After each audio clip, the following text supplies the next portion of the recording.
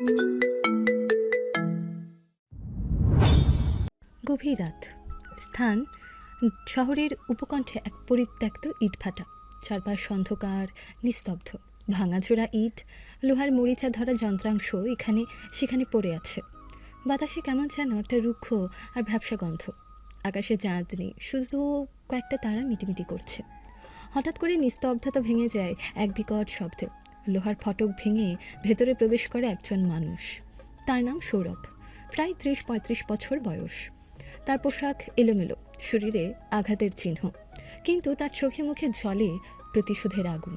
সামনে দাঁড়ানো জনা 10 গ্যাংস্টার তার দিকে তাকায়। তাদের হাতে অস্ত্র, বন্দুক, চাপাতি, রড। গ্যাংস্টাররা কিছু বোঝার আগে সৌরভ বিদ্যুতের গতিতে ঝাঁপিয়ে পড়ে। তার হাতে ধারালো চাপাতি অন্ধকারে চকচক করছে। এ কে রে? একজন চিৎকার করে ওঠে। সৌরভ প্রথম গ্যাংস্টারের দিকে ছুটে যায়। চাপাতির এক কোপে তাকে ধরাশায়ী করে। রক্তের ছিটে পড়ে। গুলি কর, গুলি কর। মারপিট, অস্ত্রের ঝনঝনানি, যন্ত্রণার চিৎকার, পুরো জায়গাটা মুহূর্তে রণাঙ্গনে পরিণত হয়। কিন্তু গ্যাংস্টাররা টিকতে পারে না। সৌরভ একা হাতে সবাইকে সামলাচ্ছে। তার প্রতিটি আঘাত সুনির্দিষ্ট এবং নৃশংস। একজন গ্যাংস্টার দৌড়ে পালানোর চেষ্টা করে। সৌরভ তাকে ধাওয়া করে। লোকটা একটা ভাঙা দেয়াল টপকাতে যাচ্ছিল। সৌরভ নিশান করে তার পায়ে গুলি করে দেয়। আহ!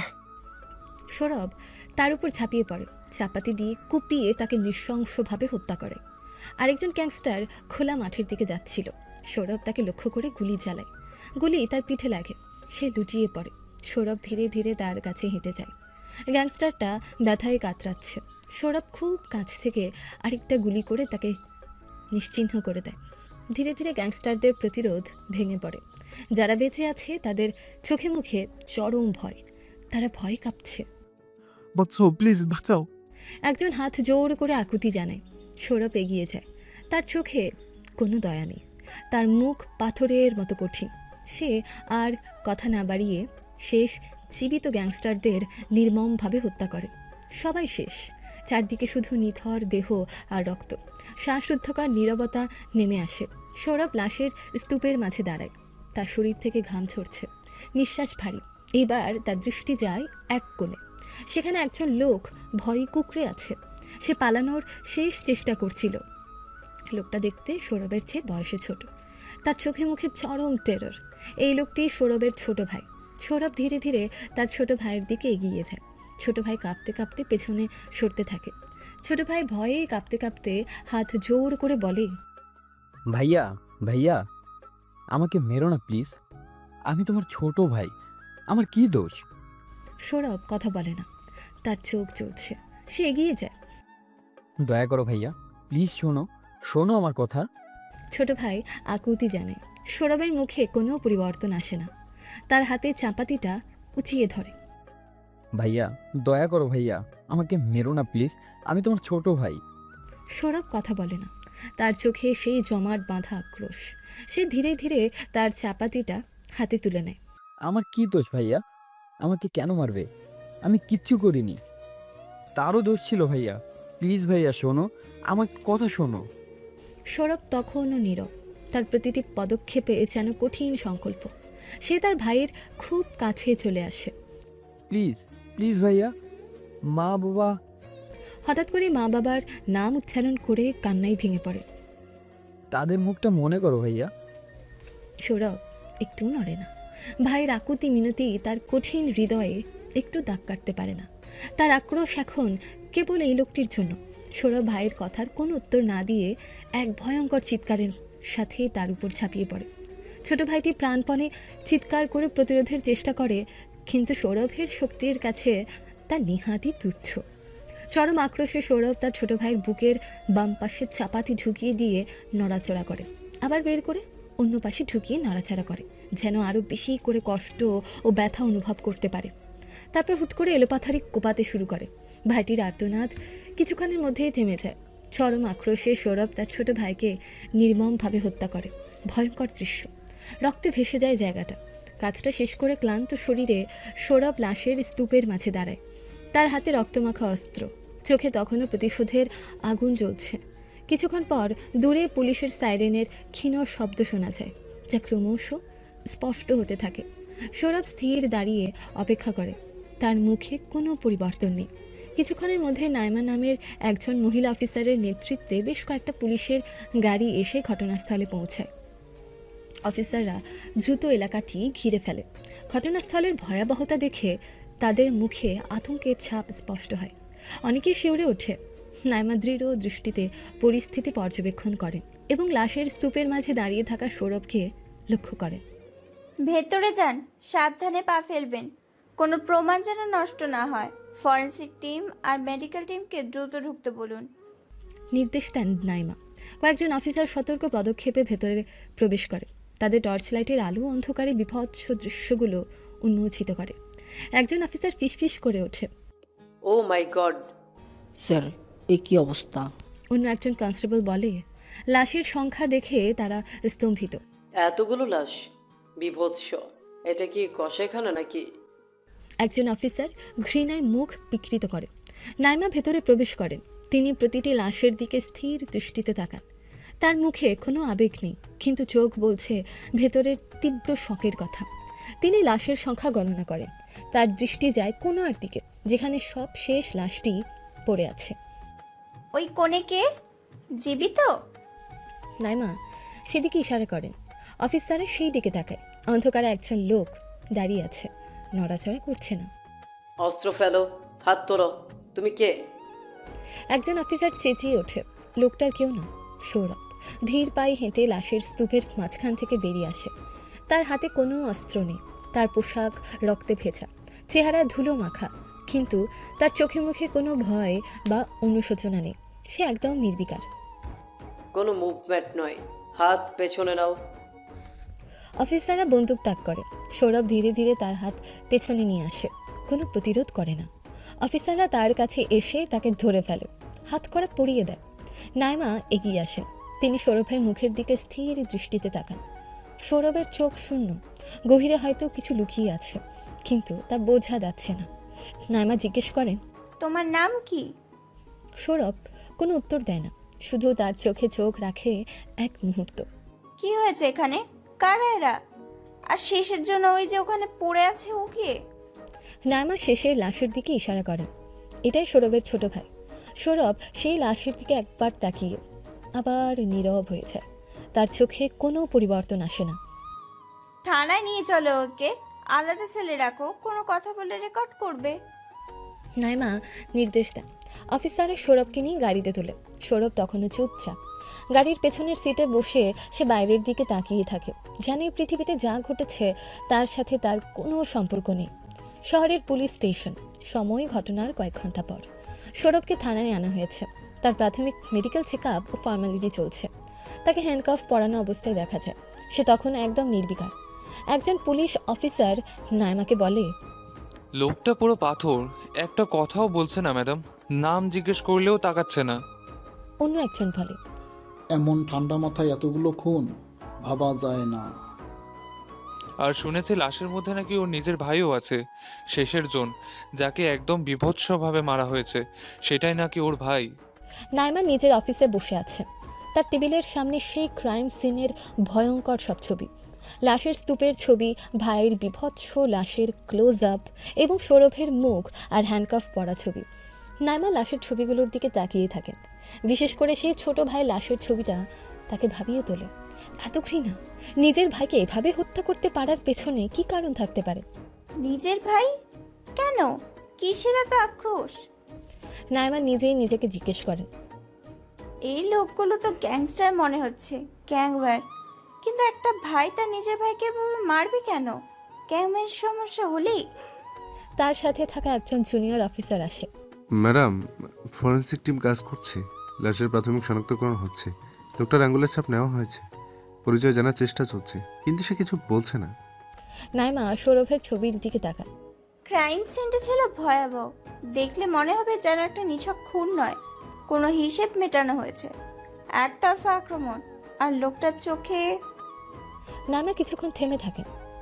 কিচ্ছু ছিল না, শুধু শূন্যতা, অথবা তীব্র আদিম ঘৃণা।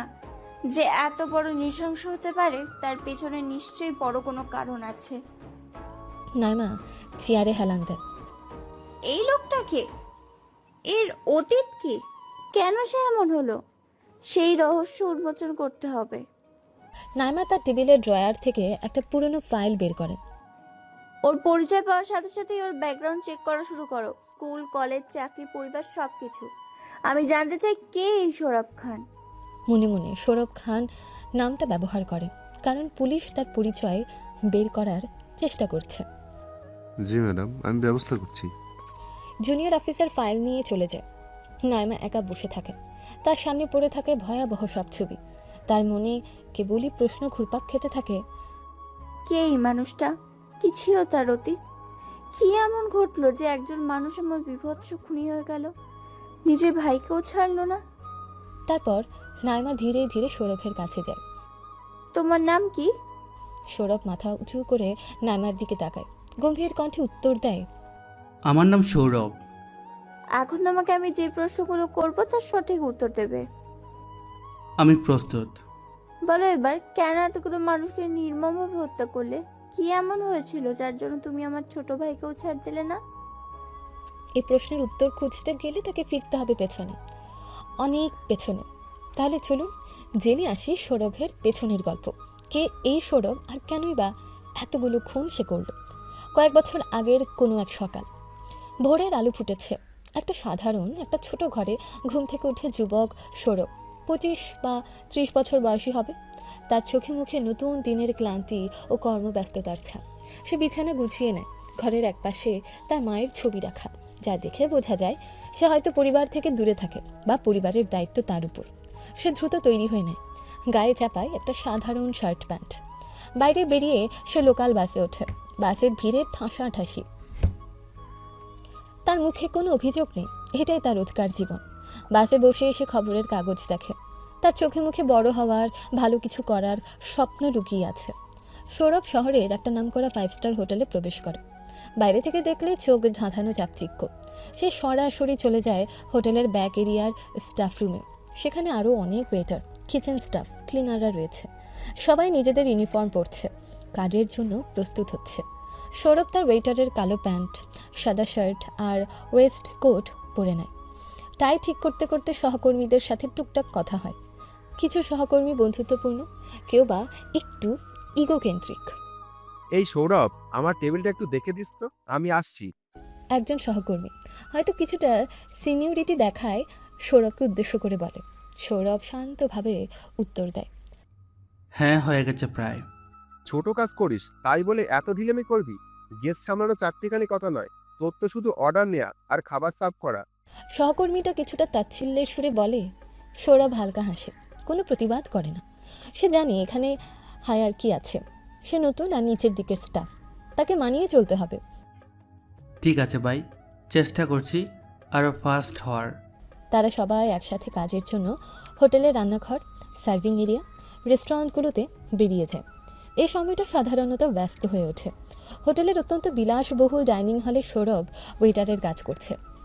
গেস্টদের অর্ডার নেওয়া, খাবার সার্ভ করা, টেবিল পরিষ্কার করা, নিখুঁতভাবে সব কিছু করার চেষ্টা করছে। সে বিনয়ী, দ্রুত এবং সতর্ক। একজন ধনী বখাটে গেস্টের টেবিল। গেস্টটা মেনু দেখছে, কিন্তু মনোযোগ নেই। সৌরভ কাছে দাঁড়ায়। সৌরভ বিনীতভাবে জিজ্ঞেস করে, ম্যাডাম, কিছু অর্ডার করবেন? গেস্টটা সৌরভের দিকে না তাকিয়েই বিরক্তি নিয়ে হাত নাড়ে। উফ, দাঁড়াও তো, বিরক্ত করো না। সৌরভ চুপচাপ দাঁড়িয়ে থাকে। গেস্টটা কিছুক্ষণ পর মুখ তুলে তাকায়। গেস্টটা তীব্রভাবে বলে, এই ওয়েটার, কান আছে কি না? ডাকছি শুনতে পাও না? নাকি ইচ্ছে করে না শোনার ভান করো? সৌরভ একটু বিচলিত না হয়ে শান্তভাবে উত্তর দেয়, দুঃখিত ম্যাডাম, আমি এখানেই ছিলাম। এখানেই ছিলে? তাহলে ডাকলেই সাড়া দাওনি কেন? কেমন সার্ভিস তোমাদের? দুঃখিত ম্যাডাম, হয়তো আমি শুনতে ভুল করেছি। কি অর্ডার করতে চান ম্যাডাম? গেস্টটা মেনু থেকে কিছু একটা অর্ডার দেয়, কিন্তু তার কথার সুরে স্পষ্ট অবজ্ঞা। জি ম্যাডাম। তাড়াতাড়ি আনবে, দেরি করলে কিন্তু ম্যানেজারকে কমপ্লেন করব। সৌরভ মাথা নিচু করে দ্রুত চলে আসে। তার মুখে বিরক্তির ছাপ থাকলেও সেটা সে প্রকাশ করে না। এই ধরনের ব্যবহার তার কাছে নতুন নয়। আরেকটা টেবিলে একজন গেস্ট খাবারের প্লেটে সমস্যা খুঁজে পায়। আসলে কোনো সমস্যা নেই, কিন্তু সে শুধু শুধু সমস্যা করছে। এই ওয়েটার, এইদিকে আসো। কি খাবার এনেছো এটা? একদম ঠান্ডা আর মশলা ঠিক নেই। গেস্টটা প্লেটটা ঠেলে দেয়। সৌরভ এগিয়ে আসে। দুঃখিত স্যার, আমি কিচেনে কথা বলছি, নতুন করে অন্য কিছু এনে দেবে। নতুন করে এনে দেবো মানে? তোমার মতো আনস্মার্ট লোক এই হোটেলে কাজ করে কি করে? সাধারণ একটা খাবার ঠিকমতো সার্ভ করতে পারো না, নাকি ইচ্ছে করে করছো না? গেস্টটা তাকে ব্যক্তিগতভাবে আক্রমণ করে। দুঃখিত স্যার, হয়তো কোনো ভুল হয়েছে। সৌরভ মাথা নিচু করে। সে জানে এই মুহূর্তে তর্ক করা উচিত নয়। তোমার সার্ভিসে আমি মোটেও খুশি নই। টিপস? তোমার মতো লোককে টিপস? যাও তো, বিরক্ত লাগছে। গেস্টটি পকেট থেকে খুচরো পয়সা বের করে টেবিলের উপর ছুঁড়ে দেয়। পয়সাগুলো ছড়িয়ে ছিটিয়ে যায়। সৌরভ নিচু হয়ে পয়সাগুলো কুড়িয়ে নেয়। তার চোখে মুখে অপমান স্পষ্ট, কিন্তু সে সেটা হজম করে নেয়। এটাই তার রোজকার জীবনের অংশ। এই কাজটা তার দরকার। হোটেলের একপাশের স্টাফ এরিয়ার কাছাকাছি সংক্ষিপ্ত বিরতির সময় সৌরভ একটা জানালার পাশে দাঁড়ায়। বাইরে ব্যস্ত শহর দেখা যায়, উঁচু উঁচু দালান, ছুটে চলা গাড়ি, সৌরভের মুখে ক্লান্তির ছাপ। কিন্তু তার চোখে কি একটু স্বপ্ন? সে ভাবছে এই শহরের কোথাও তারও একটা ভালো জায়গা হবে। এই সাধারণ মেয়েটার জীবন থেকে সে কি কখনো উপরে উঠতে পারবে? তার স্বপ্নগুলো কি শুধুই স্বপ্ন থেকে যাবে? সে এক দীর্ঘশ্বাস ফেলে। তার মনে পরিবারের কথা আসে, যাদের জন্য সে এত পরিশ্রম করছে। হোটেলের গেটের বাইরে শিফট শেষ হওয়ার পর সন্ধ্যা রাতে সৌরভ ইউনিফর্ম ছেড়ে সাধারণ পোশাকে বেরিয়ে আসে। দিনের কাজ শেষ। শরীর ক্লান্ত, মন দিনের বেলার অপমানে একটু ভারাক্রান্ত, কিন্তু তার মুখে দৃঢ়তা আছে। সে আবার বাসের দিকে হেঁটে যায়, আরও একটা দিন পার করার সন্তুষ্টি নিয়ে। পরের দিন একটা ঝলমলে সকাল। শহরের অন্যতম নামকরা 5 স্টার হোটেলটির জমকালো প্রবেশপথ। মার্বেলের মেঝে চকচক করছে। বিশাল কাঁচের দরজা দিয়ে আলো এসে পড়ছে ভেতরে। দামি ফুলের তোড়া সাজানো লবিতে হোটেলের কর্মীরা পরিপাটি ইউনিফর্মে দাঁড়িয়ে আছে। Waiter, porter, guest relation officer সবাই ব্যস্ত কিন্তু সুশৃঙ্খল। হঠাৎই একটা কালো রঙের অত্যন্ত দামি লিমুজিন এসে হোটেলের পোর্চে দাঁড়ায়। গাড়ির দরজা খোলার জন্য দুজন পোর্টার দ্রুত এগিয়ে যায়। গাড়ির ভেতর থেকে বেরিয়ে আসে এক তরুণী। তার নাম জান্নাত। তার পরনে ডিজাইনার পোশাক, চোখে দামি সানগ্লাস, হাতে বিলাসবহুল ব্র্যান্ডের হ্যান্ডব্যাগ। তার চলনে স্পষ্ট আভিজাত্য, তবে তার সাথে মিশে আছে এক ধরনের উন্নাসিকতা। তার পেছনে একজন ব্যক্তিগত সহকারী এবং কয়েকজন দেহরক্ষী। বেল বয়রা তার লাগেজ নামাতে শুরু করে। জান্নাত সেদিকে ফিরেও তাকায় না। সে সানগ্লাস খুলে হোটেলের লবির দিকে হেঁটে যায়। তার চোখে মুখে রাজ্যের বিরক্তি। জান্নাত হোটেলের লবিতে প্রবেশ করে, রিসেপশন কাউন্টারের দিকে হেঁটে যায়। রিসেপশনিস্টরা তাকে দেখে দ্রুত নিজেদের প্রস্তুত করে। তাদের মুখে প্রশিক্ষিত হাসি। রিসেপশন কাউন্টারের সামনে দাঁড়ায় জান্নাত। তার সহকারী এগিয়ে এসে কথা বলতে শুরু করে। Good morning ma'am, welcome to our hotel. Receptionist মেয়েটি হাসি মুখে সম্ভাষণ জানায়। জান্নাত কোনো উত্তর না দিয়ে রিসেপশনিস্টকে আগাগোড়া একবার দেখে নেয়। তার দৃষ্টিতে এক ধরনের তাচ্ছিল্য। জান্নাতের সহকারী কথা বলা শুরু করে। আমাদের প্রেসিডেন্ট সুইং বুকে আছে মিস জান্নাত রহমানের নামে। কনফার্মেশন ডিটেলস আছে আমার কাছে। রিসেপশনিস্ট কম্পিউটার চেক করে। জি স্যার, মিস জান্নাত রহমান, প্রেসিডেন্ট সুইট, সব ঠিক আছে। আপনার আইডি প্লিজ। জান্নাতের ব্যাগ থেকে একটা ডিজাইনার ওয়ালেট বের করে আইডি কার্ড দেয়। রিসেপশনিস্ট আইডি কার্ডটা নেয়। মিস জান্নাত, আপনার সুইট প্রস্তুত আছে। আপনার থাকার সময়কাল আপনাকে সার্ভিস দিতে পেরে আমরা আনন্দিত। রিসেপশনিস্ট বিনয়ের সাথে বলে। জান্নাত হাত নেড়ে বিরক্তি প্রকাশ করে। শুধু আইডি দেখি এত সময়? দ্রুত করুন, আমি ক্লান্ত। জি ম্যাম, 1 মিনিট প্লিজ। রিসেপশনিস্ট দ্রুত কাজটি শেষ করার চেষ্টা করে। জান্নাত এই ফাঁকে লবিটা একবার দেখে নেয়। তার মুখে বিরক্তি আরও বাড়ে। হে কি, লবির ফ্লোরে সামান্য দাগ কিসের? তোমাদের 5 স্টার হোটেলে পরিচ্ছন্নতা এমন হয় নাকি? জান্নাত একটা ছোট্ট দাগ দেখিয়ে অভিযোগ করে। রিসেপশনিস্ট এবং পাশের ম্যানেজার দ্রুত এগিয়ে আসে। অন্তত দুঃখিত ম্যাম, আমি এক্ষুনি পরিচ্ছন্নতা লোককে পাঠাচ্ছি। দুধ তেরি, প্রথম ইমপ্রেশনটাই নষ্ট করে দিল। জান্নাত বিরক্তি নিয়ে মুখ ঘুরিয়ে নেয়। ফর্মালিটি শেষ হওয়ার পর একজন গেস্ট রিলেশন ম্যানেজার এগিয়ে আসে। ম্যানেজারটা বলে, মিস জান্নাত, আপনাকে স্কাউট করার জন্য আমি প্রস্তুত। জান্নাত কোনো উত্তর না দিয়ে হাঁটা শুরু করে। ম্যানেজারটা তার পাশে পাশে হাঁটে। বেলবয়রা লাগেজ নিয়ে তাদের অনুসরণ করে। লিফটের দিকে যেতে যেতে জান্নাত হোটেলের সজ্জা বা আর্ট পিসগুলো দেখে নাক ছিটকায়। সে ম্যানেজারকে উদ্দেশ্য করে বলে, এসব কি ধরনের সাজ, একেবারে রুচিহীন। ম্যানেজারটা অস্বস্তি বোধ করে কিন্তু হাসি মুখে উত্তর দেয়, আমরা চেষ্টা করি ক্লাসিক এমন মডার্নের ওয়েটিং রাখতে ম্যাম। ক্লাসিক আর মডার্ন না ছাই, পুরাতন আর সেকেলে। তোমাদের ইন্টেরিয়র ডিজাইনের রুচি অত্যন্ত খারাপ। জান্নাত লিফটে প্রবেশ করে। লিফটের ভেতরেও জান্নাতের বিরক্তি প্রকাশ পায়। লিফটে একটু আসতে চললেই সে অভিযোগ করে, তোমাদের লিফট এত স্লো কেন? আগে থেকে মেইনটেনেন্স করো না? ম্যাডাম, এটা আমাদের অন্যতম দ্রুত গতির লিফট। রাখুন আপনার দ্রুত গতি, আমার কাছে স্লো লাগছে। জান্নাত চোখ বন্ধ করে বিরক্তি নিয়ে দাঁড়িয়ে থাকে। হোটেলের বিলাসবহুল প্রেসিডেন্ট স্যুট, বিশাল ঘর, দামি আসবাবপত্র, বিশাল জানালা দিয়ে শহরের দৃশ্য দেখা যাচ্ছে। তারা স্যুটে পৌঁছায়। ম্যানেজার স্যুটের বিভিন্ন অংশ দেখাতেই শুরু করে। এটি বসার ঘর ম্যাম, এটি ডাইনিং এরিয়া, আর ওপাশে মাস্টার বেডরুম, আর সাথে অ্যাটাচ বাথরুম। ম্যানেজারটা উচ্ছ্বাসের সাথে বর্ণনা করে। জান্নাত ঘরের ভেতর হেঁটে বেড়ায়, প্রতিটি জিনিস খুঁটিয়ে খুঁটিয়ে দেখে আর খুঁত বের করার চেষ্টা করে। এসির টেম্পারেচার ঠিক নেই মনে হচ্ছে, আর এই বেডশিটটা কেমন অমসৃণ লাগছে। এটা কি রিসেপশন কটন নাকি নামি 5 স্টার? জান্নাত বেডের কাছে গিয়ে বেডশিট স্পর্শ করে দেখে। জি ম্যাম, এডিশন কার্টুন আমাদের হোটেলের বেশ কোয়ালিটির লেবেন ব্যবহার করা হয়। আমার কাছে তা মনে হচ্ছে না, আর বাথরুমের কল থেকে মনে হচ্ছে পানি ধীরে পড়ছে। এটা কি ঠিক করুন। জি ম্যাম, আমি এক্ষুনি ইঞ্জিনিয়ারিং টিমকে খবর দিচ্ছি। ম্যানেজার ফোনের জন্য হাত বাড়ায়। উফ, দুত্তরি, আরাম করার আগে কাজ শুরু হয়ে গেল। তোমাদের দিয়ে কিচ্ছু হয় না। জান্নাত সোফায় শরীর এলিয়ে দেয়। ম্যানেজারটা অপ্রস্তুত হয়ে দাঁড়িয়ে থাকে।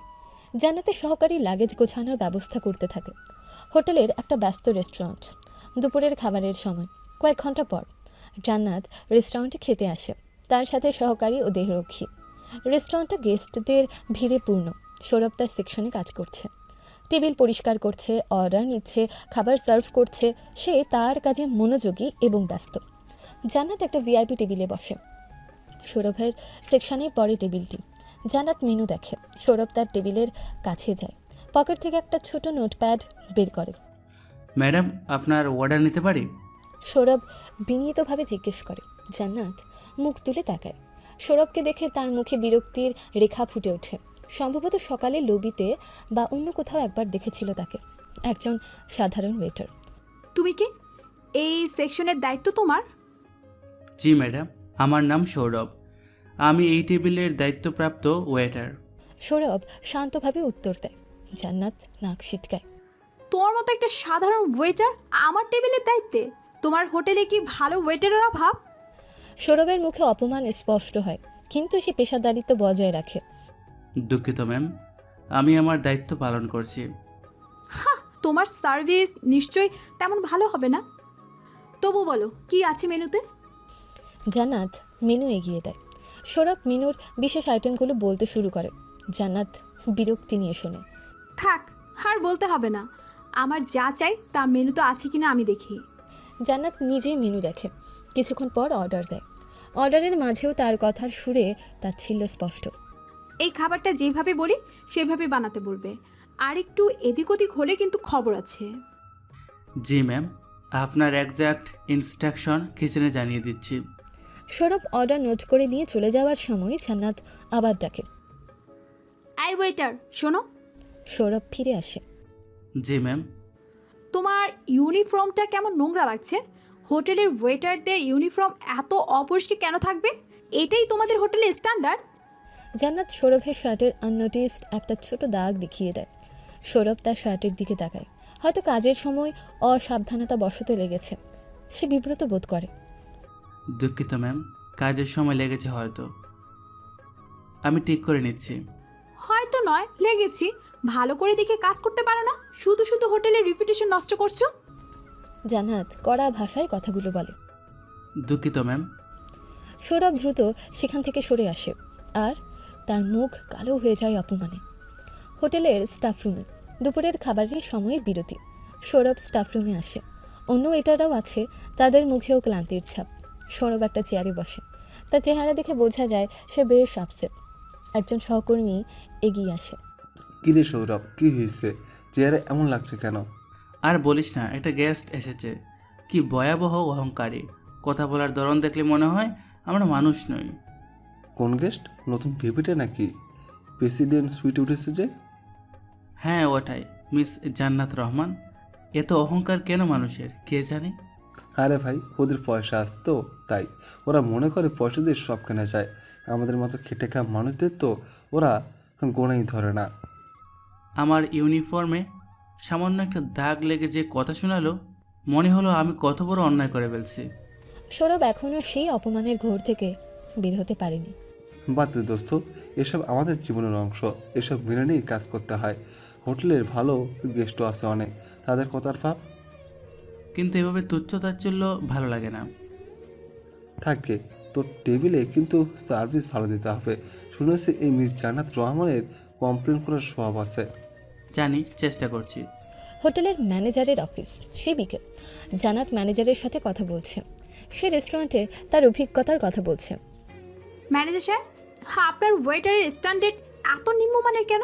বিশেষ করে একজন ওয়েটার ছিল, নামটা মনে নেই। হ্যাঁ, সৌরভ। ওর ইউনিফর্ম অপরিষ্কার ছিল, কথা বলার ধরনও কেমন আনস্মার্ট। জান্নাত অভিযোগের সুরে বলে। ম্যানেজারটা বিনয়ের সাথে কথা শুনে। অত্যন্ত দুঃখিত ম্যাম আপনার এমন অভিজ্ঞতার জন্য। আমি এক্ষুনি বিষয়টি দেখছি। সৌরভ আমাদের পুরনো এবং হার্ড ওয়েটিং ওয়েটার। তবুও যদি কোনো সমস্যা হয়ে থাকে।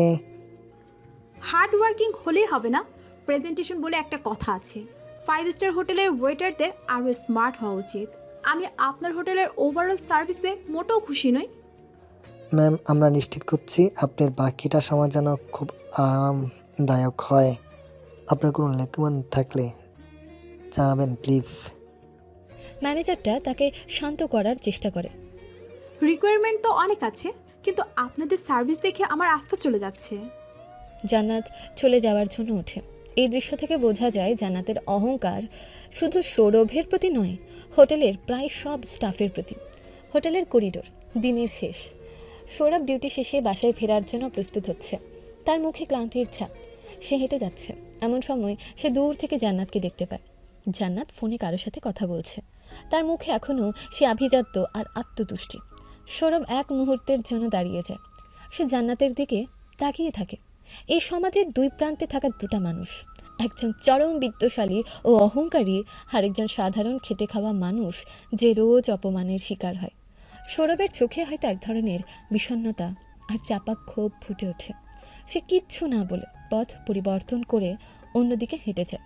জান্নাত সৌরভকে দেখতে পায় না, সে নিজের জগতে ব্যস্ত। পরের দিন দুপুরের ব্যস্ত সময়। হোটেলের অভিজাত ডাইনিং হল, ঝলমলে আলো, পরিপাটি টেবিল, কাঁচের বাসনপত্রের ঝিলিক। গেস্টরা ব্যস্ত ভঙ্গিতে দুপুরের খাবার খাচ্ছে। সৌরভ তার সেকশনে কাজ করছে। সে সতর্ক এবং কর্মঠ, কিন্তু পূর্বের দিনের অপমানের রেশ তার মনে লেগে আছে। সে মাঝে মাঝে গেস্টদের ভিড়ে জান্নাতকে খোঁজে। হঠাৎই জান্নাত তার সহকারী ও দেহরক্ষীদের নিয়ে রেস্টুরেন্টে প্রবেশ করে। আজও তার পরনে অত্যন্ত দামি পোশাক, মুখে সে উন্নাসিক ভাব। সে সরাসরি তার নির্দিষ্ট ভিআইপি টেবিলের দিকে এগিয়ে যায়। সৌরভ তাকে দেখতে পায়, তার বুকটা ধুক করে ওঠে। সে প্রস্তুত হয় আরও এক দফা অপমানের জন্য। জান্নাত তার টেবিলে বসে, মেনু হাতে নেয়, কিন্তু সেদিকে তেমন মনোযোগ দেয় না। সে ঘুম থেকে উঠেছে, তার মুখে বিরক্তি স্পষ্ট। কোনো কারণে তার মেজাজ খারাপ। সৌরভ তার টেবিলের কাছে যায়। সৌরভ যথাসম্ভব বিনীতভাবে জিজ্ঞেস করে, ম্যাডাম সুপ্রভাত, আপনার অর্ডার নিতে পারি? জান্নাত সৌরভের দিকে তাকায়। তার চোখ সৌরভকে আগাগোড়া স্ক্যান করে। মুখে ফুটে ওঠে বাঁকা হাসি। সুপ্রভাত? তোমার মতো সাধারণ মানুষের সুপ্রভাত আর আমাদের সুপ্রভাত কি এক জিনিস নাকি? তোমার চেহারা দেখে আমার সকালটা খারাপ হয়ে গেল প্রায়। সৌরভের মুখটা ফ্যাকাশে হয়ে যায়। সে কিছু বলে না, শুধু মেনুটা টেবিলের উপর রাখে। কি আছে মেনুতে? কাল যা খেয়েছিলাম সেটা জঘন্য ছিল, আজ নিশ্চয়ই আরও খারাপ কিছু হবে। ম্যাডাম, মেনুতে অনেক নতুন আইটেম যোগ হয়েছে, আপনি দেখতে পারেন। আমাদের চিফ আজ সকালে। সৌরভ কিছু বলার চেষ্টা করে, জান্নাত হাত দিয়ে থামিয়ে দেয়। থাক, আর তোমার লেকচার শুনতে চাই না। তোমরা শেফ সম্পর্কে কি জানো? তোমাদের কাজ শুধু ওয়ার্ডার নেওয়া আর খাবার বেয়ে আনা। ফাইন, ডাইনিং বা খাবারের মান নিয়ে কথা বলার মতো রুচি বা জ্ঞান তোমাদের থাকার কথা নয়। কথাটা শুনে সৌরভের গায়ে লাগে। এটা সরাসরি তার সামাজিক অবস্থা নিয়ে আক্রমণ। দুঃখিত ম্যাম, আমি শুধু তথ্য দিচ্ছিলাম। তথ্য? হাহ, তোমরা ভুল তথ্যই দিতে পারো। তোমাদের কি গ্রামের বাজার থেকে তুলে আনা হয়েছে নাকি? কথাবার্তা চালচলন দেখে তো তাই মনে হয়। জান্নাত হাসে, কিন্তু সে হাসিটা খুব নিষ্ঠুর। তোমরা তো ক্ষেত মজুরি হওয়ার যোগ্য। এই 5 স্টার হোটেলে কি করছো কে জানে? ম্যাডাম, আমি আপনার টেবিলের দায়িত্বে আছি, দয়া করে। সৌরভ তার কাজ মনে করিয়ে দিতে চায়। দায়িত্ব? তোমার আবার দায়িত্ব কি? কিছু অর্ডার দিব, নিয়ে আসবে, ব্যাস। তোমার বেশি কথা বলার দরকার নেই। জান্নাত কড়া গলায় থামিয়ে দেয়। এই আইটেমটা আনো, আর হ্যাঁ, এইবার যেন ঠান্ডা না হয়। সৌরভ অর্ডার নিয়ে চলে যায়। তার কান তখনও জান্নাতের কথার ভোঁ ভোঁ করছে। খ্যাত মজুর, গ্রামের বাজার থেকে তুলে আনা, এই কথাগুলো তীরের মতো বিঁধেছে তার বুকে। সে নিজেকে যতটা সম্ভব সামলে কিচেনের দিকে যায়। সেই 5 স্টার হোটেলের করিডোরে কিছু সময় পর সৌরভ খাবার নিয়ে যাচ্ছিল জান্নাতের টেবিলের দিকে। করিডোরে জান্নাতের সাথে দেখা হয়েছে। জান্নাত ফোন করতে করতে আসছিল। সৌরভ পথ ছেড়ে একপাশে দাঁড়ায়। জান্নাত সৌরভকে দেখে ফোনের ওপাশ থেকে কারোর সাথে কথা বলতে বলতেই তার দিকে তাকিয়ে বিরক্তি প্রকাশ করে। উফ, এসব আনস্মার্ট লোকগুলো হোটেলে যেখানে সেখানে ঘুরে বেড়ায় কেন কে জানে। ফোনে কথা বলতে বলতে সে যথেষ্ট জোরে কথাটা বলে যাতে সৌরভ শুনতে পায়। একদম রুচি নেই, পরিবেশটাই নষ্ট করে দেয়। সৌরভ মাথা নিচু করে দাঁড়িয়ে থাকে। খাবার ভরা ট্রেটা তার হাতে কাঁপতে থাকে। জান্নাত তার পাশ দিয়ে এমনভাবে হেঁটে যায় যেন সে নেই, যেন সৌরভ একটা অদৃশ্য বা মূল্যহীন জিনিস। হোটেলের ক্যাফেতে বিকেলে জান্নাত বসে কফি খাচ্ছে। সৌরভ অন্য কোনো কাজে সেদিক দিয়ে যাচ্ছিল। আজ ক্যাফেতে তার ডিউটি পড়েছে। জান্নাত তাকে দেখতে পায়। আই ওয়েটার, এদিকে এসো। জান্নাত ডাকে। সৌরভ এগিয়ে যায়। জি ম্যাডাম। আমার কফিটা কেমন যেন লাগছে। তোমরা কি কফি বানাতো জানো না, নাকি আমাকে দেখে ইচ্ছে করে তা দিয়েছো? ম্যাডাম, আমি দেখছি। সৌরভ কাপটা হাতে নিতে চায়। জান্নাত হাত সরিয়ে দেয়। থাক থাক, তোমাদের দেখে মনে হয় না তোমার টেস্ট বুট বলে কিছু আছে। গরিব মানুষ তোমরা, ভালো জিনিস কাকে বলে বুঝবে না। সৌরভ কিছু বলতে চেষ্টা করে। চুপ। তোমার মতো গরিব লোকেরা দুবেলা পেট ভরে খেতে পায় কিনা সন্দেহ, আর তোমরা আমাকে ভালো কফি চেনাবে? জান্নাত ব্যঙ্গ করে হাসে। এই নাও। সে তার পার্স থেকে একটা ছোট অ্যামাউন্টের নোট বের করে সৌরভের দিকে ছুঁড়ে দেয়। টাকাটা সৌরভের পায়ের কাছে পড়ে। এটা রাখো, তোমার এটা বেশি দরকার। টিপস হিসেবে দিলাম, যদিও তোমার সার্ভিসের যোগ্য নও। সৌরভ হতবাক হয়ে দাঁড়িয়ে থাকে। টাকাটা মেঝের উপর পড়ে আছে। তার চোখে মুখে চরম অপমান, কিন্তু সে টাকাটা তোলে না। তার জোয়াল শক্ত হয়ে আসে। সৌরভ শান্ত কিন্তু দৃঢ় গলায় বলে, ম্যাডাম, আমি টিপস নেই না এভাবে। জান্নাত অবাক হয়ে তাকায়। নাও না মানে? না কুচু দেখাচ্ছ? তোমাদের আবার কিসের আত্মসম্মান? টাকা না বলছি। আমি আপনার এই টাকা নিতে পারবো না ম্যাডাম। সৌরভের গলা আরও দৃঢ় হয়। জান্নাত রেগে যায়। এত সাহস! একটা সামান্য ওয়েটারের এত স্পর্ধা! কি ভাবো নিজেকে? অনেক বড়লোক হয়ে গেছো নাকি হোটেলের টিপস পেয়ে পেয়ে? কাছাকাছি থাকা কয়েকজন গেস্ট তাদের দিকে তাকায়। সৌরভ অস্বস্তিকর পরিস্থিতিতে পড়ে। ম্যাডাম, দয়া করে এমন করবেন না। কেন করব না? তোমাদের আসল জায়গা কোথায় সেটা মনে করিয়ে দিচ্ছি। তোমাদের মতো নিচু তলার লোকের এত তেজ ভালো না। জান্নাত এবার উঠে দাঁড়িয়ে বলে, এই টাকা তোমার মুখে ছুঁড়ে মারা উচিত ছিল, কিন্তু হাতের ব্যাগটা নষ্ট হবে। সে টাকাটা মেঝের উপরেই রেখে চলে যায়। তার সহকারী দ্রুত টাকাটা তুলে নেয়। সৌরভ স্থির দাঁড়িয়ে থাকে। মেঝের দিকে তাকিয়েই থাকে সে। অপমানটা তার ভেতরটা জ্বালিয়ে দেয়। গরিব হওয়া কি এতটাই অপরাধ? খেটে খাওয়া মানুষ মানেই কি সম্মান পাওয়ার অযোগ্য? হোটেলের স্টাফ রুমে শিফট শেষে সৌরভ আসে। তার মুখে গভীর বিষণ্ণতা আর রাগ মেশানো এক অভিব্যক্তি ফুটে ওঠে। সহকর্মীরা তাকে দেখে বলে, কিরে সৌরভ, কি হয়েছে? আজও কি সেই ভিআইপি গেস্টের সাথে ঝামেলা হয়েছে? সৌরভ আর থাকতে পারে না। দূর, কি বলিস? জামালা না, সোজাসুজি অপমান। আজ যেভাবে কথাগুলো শোনালো, গরিব মানুষ, ক্ষেত মজুর, টাকা নাও দরকার হবে। অন্য সহকর্মীরা মনোযোগ দিয়ে শোনে, তাদের মুখেও রাগ আর সহানুভূতির ছাপ। কিছু কিছু গেস্ট এমন হয় রে ভাই, ওদের পয়সার গরম, কিন্তু এতটা নিচে নামা ঠিক না। শুধু গরিব বলে এভাবে অপমান করবে? আমাদের কি কোনো সম্মান নেই? সারাদিন খেটে মরছি ওদের সেবা করার জন্য, আর ওরা আমাদের মানুষই মনে করে না। জানি দোস্ত, কষ্ট হয়, কিন্তু কি করবি বল, আমাদের তো চাকরিটা দরকার। চাকরির দরকার ঠিকই, কিন্তু প্রতিদিন এভাবে মরে মরে বাঁচা যায় না। সৌরভ দেয়ালে ঘুষি মারতে চায়, কিন্তু নিজেকে সামলে নেয়। তার চোখে মুখে কষ্টের সাথে এক ধরনের দৃঢ় সংকল্প ফুটে ওঠে।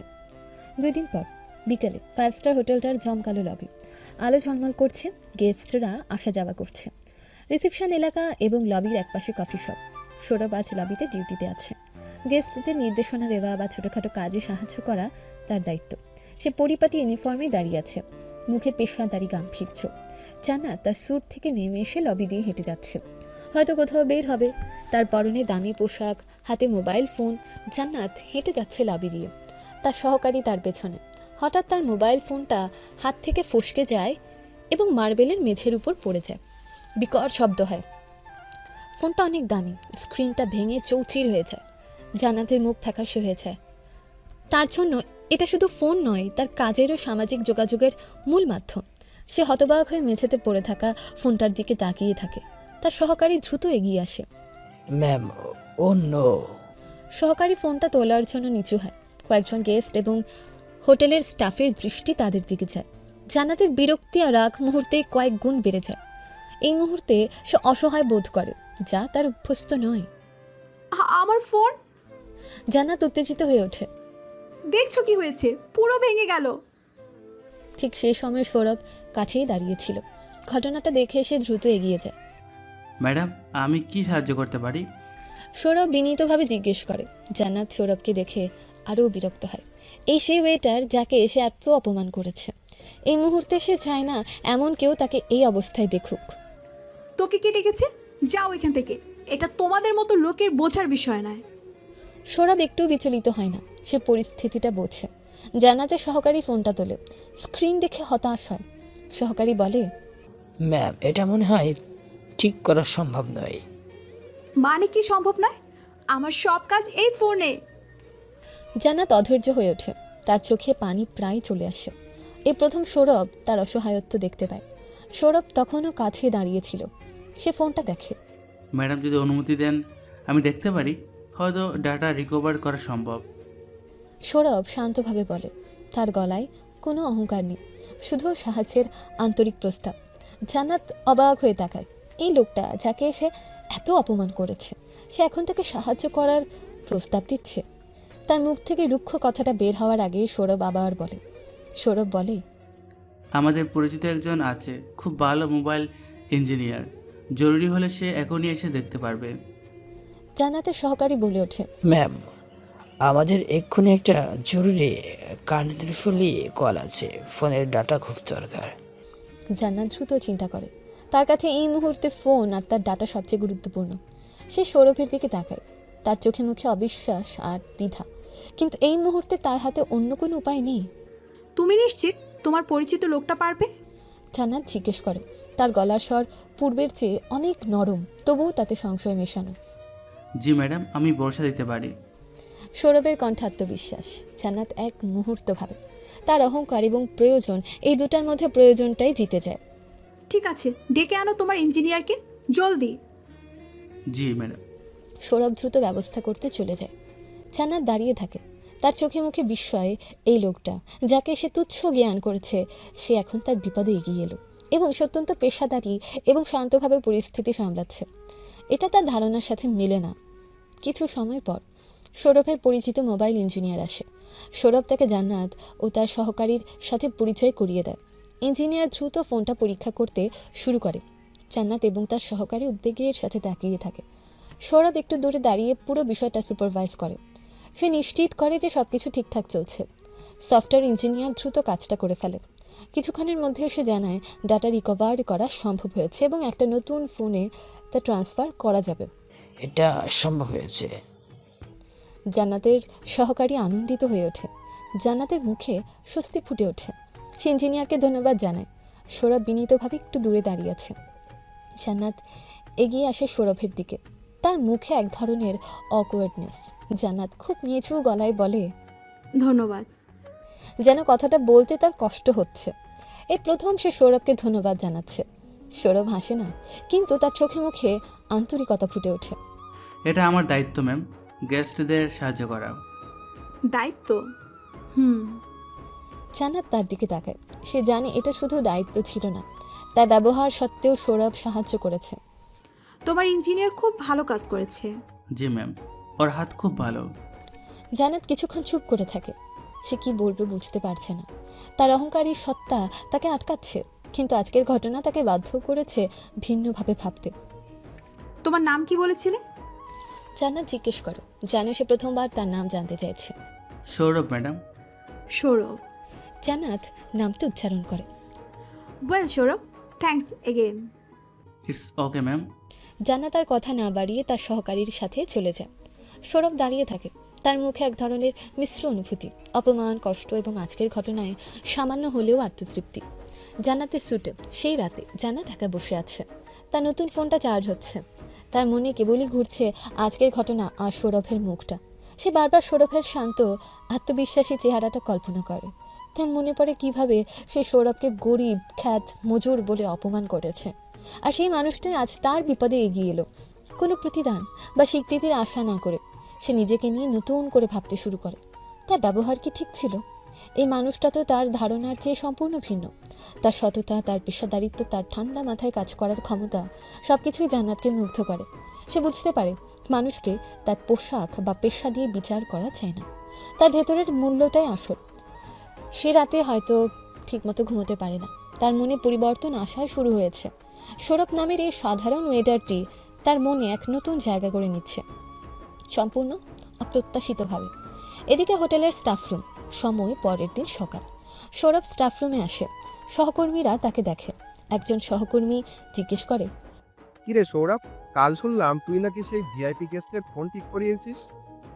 হ্যাঁ, একটা সফটওয়্যার ইঞ্জিনিয়ার ডেকে এনেছিলাম। বাহ, ভালো কাজ করেছিস। কি দিল তোকে বকশিস? সৌরভের মুখে হালকা হাসি ফোটে। না রে, কিছুই দেয়নি, শুধু ধন্যবাদ জানিয়েছে। সহকর্মীরা অবাক হয়। শুধু ধন্যবাদ? এত বড়লোক গেস্ট একটু বকশিসও দিল না? আরে না রে, ওসব আশা করিনি।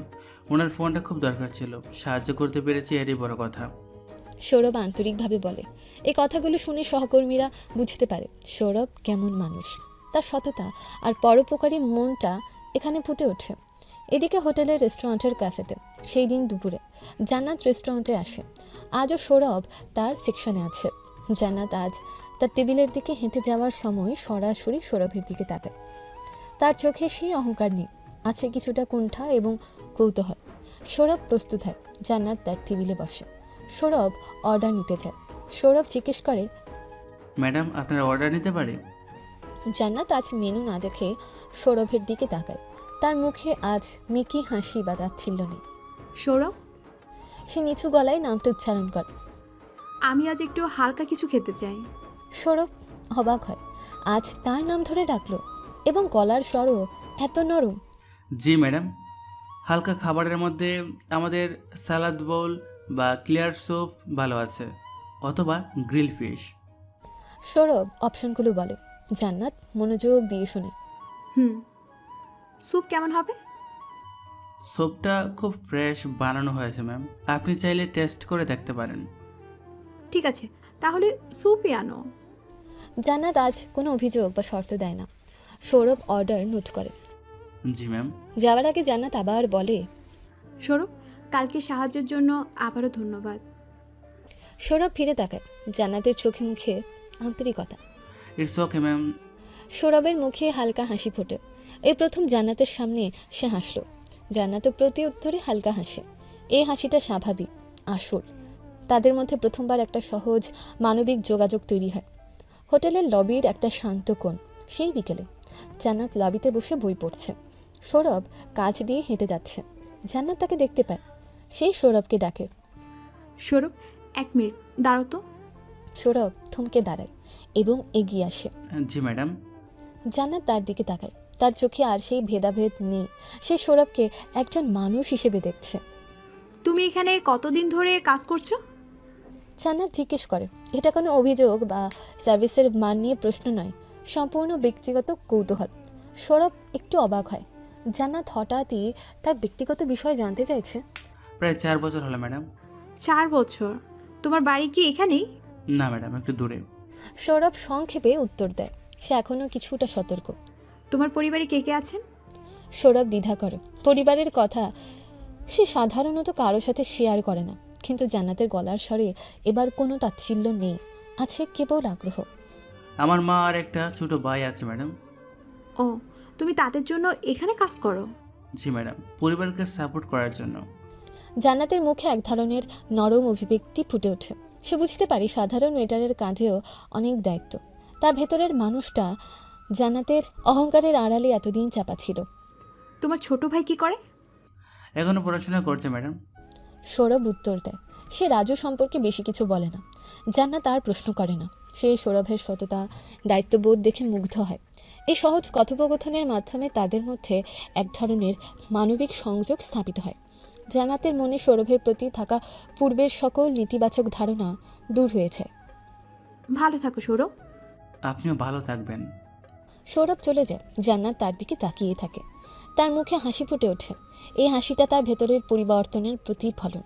সে হয়তো বুঝতে পারছে না কি হচ্ছে, কিন্তু সে অনুভব করছে এই সাধারণ ওয়েটারের প্রতি তার এক অপ্রত্যাশিত আকর্ষণ তৈরি হচ্ছে, যা শুধু সম্মান বা কৃতজ্ঞতা নয়, তার চেয়েও গভীর কিছু। কয়েকদিন পর সন্ধ্যায় 5 স্টার হোটেলটার ছাদের কাছাকাছি একটা অব্যবহৃত টেরেস। এখান থেকে শহরের আলো ঝলমলে দৃশ্য দেখা যায়।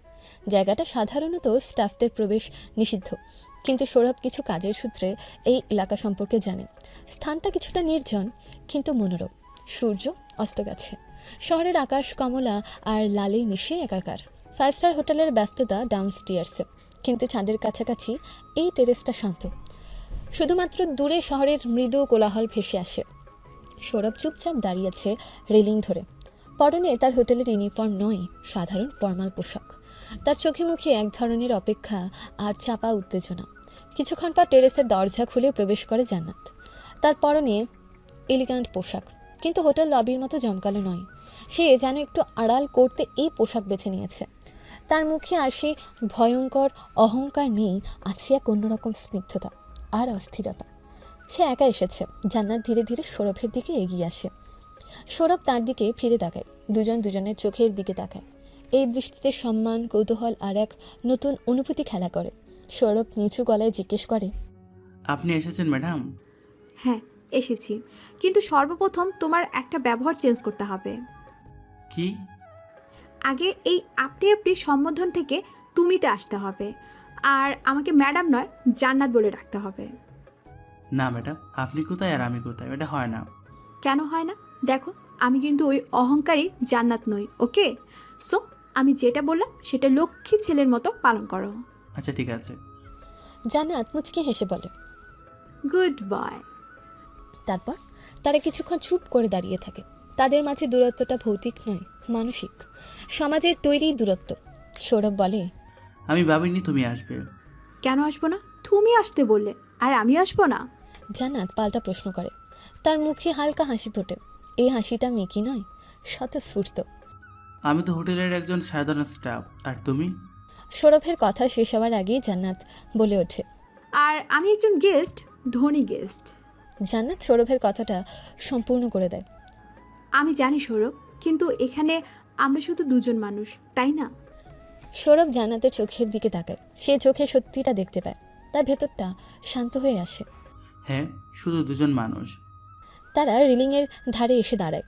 সামনে আলো ঝলমলে শহর, নিচে ব্যস্ত পৃথিবীর আনাগোনা। কিন্তু এখানে আকাশের কাছাকাছি নির্জন প্রান্তে তারা যেন এক অন্য জগতে। শহরটাকে এখান থেকে অন্যরকম লাগে, তাই না? নিচে কত ব্যস্ততা, কত ছুটোছুটি, আর এখানে কত শান্তি। ওদের জীবনটাও কি অনেকটা এরকম নয় ম্যাম? জান্নাত তার দিকে তাকায়। আবার ম্যাম? ম্যাম নয়, জান্নাত। সৌরভ মৃদু হাসে। ও সরি জান্নাত, আমাদের জীবনটাও কি অনেকটা এরকমই নয় জান্নাত? একদিকে তোমার সেই জলময় দুনিয়া, চাকচিক্য ব্যস্ততা, আরেকদিক থেকে আমার এই সাধারণ জীবন, লুকিয়ে থাকা শান্ত কোণ। জান্নাত দীর্ঘশ্বাস ফেলে। কিন্তু আমি বুঝতে পারছি না কেন আমার সেই ঝলমলে দুনিয়ার চেয়ে এই শান্ত কোণটাকে আমার এখন বেশি আপন মনে হচ্ছে। সৌরভ জান্নাতের দিকে তাকায়, তার হৃদয়ে ঝড় ওঠে। এই কথাগুলো তার জন্য অনেক দামি। তুমি এমন কেন জান্নাত? তুমি এত সহজ, এত আন্তরিক হতে পারো, তাহলে আগে কেন? জান্নাত সৌরভের কথা থামিয়ে দেয়। আগে আমি অন্যরকম ছিলাম সৌরভ। আমার চারপাশের জগৎ আমাকে শিখিয়েছে শক্ত হতে, অহংকার হতে, বিশেষ করে যে পয়সা আর সামাজিক পজিশনই সব। আমি মানুষকে তাদের ব্যাংক ব্যালেন্স দিয়ে বিচার করতাম। আর এখন আমি তোমাকে দেখেছি সৌরভ, তোমার সত্যতা, তোমার সম্মানবোধ, তোমার ভেতরের শক্তি, যা আমার দামি পোশাক বা ব্যাংক ব্যালেন্স দিয়ে কেনা যায় না। তুমি আমাকে শিখিয়েছো আসল মূল্য কোথায়। জান্নাতের চোখে জল চিকচিক করছে। আমি তোমাকে কত অপমান করেছি, কত খারাপ কথা বলেছি, তোমার কি খুব কষ্ট হতো? সৌরভ জান্নাতের দিকে তাকিয়েই থাকে। তাকে তার আর কোনো রাগ বা অভিমান নেই, শুধু এক গভীর অনুভূতি। হতো, খুব হতো, কিন্তু আমি জানতাম এটা তোমার ভেতরের রূপ নয়। আমি দেখেছিলাম তুমি বিপদে পড়লে কতটা অসহায় হতে পারো। তোমারও অনুভূতি আছে। জান্নাত কাপা গলায় জিজ্ঞেস করে, তবু ক্ষমা করেছো আমাকে? সৌরভ জান্নাতের হাতে হাত রাখে। এই প্রথম তাদের শারীরিক স্পর্শ হয়।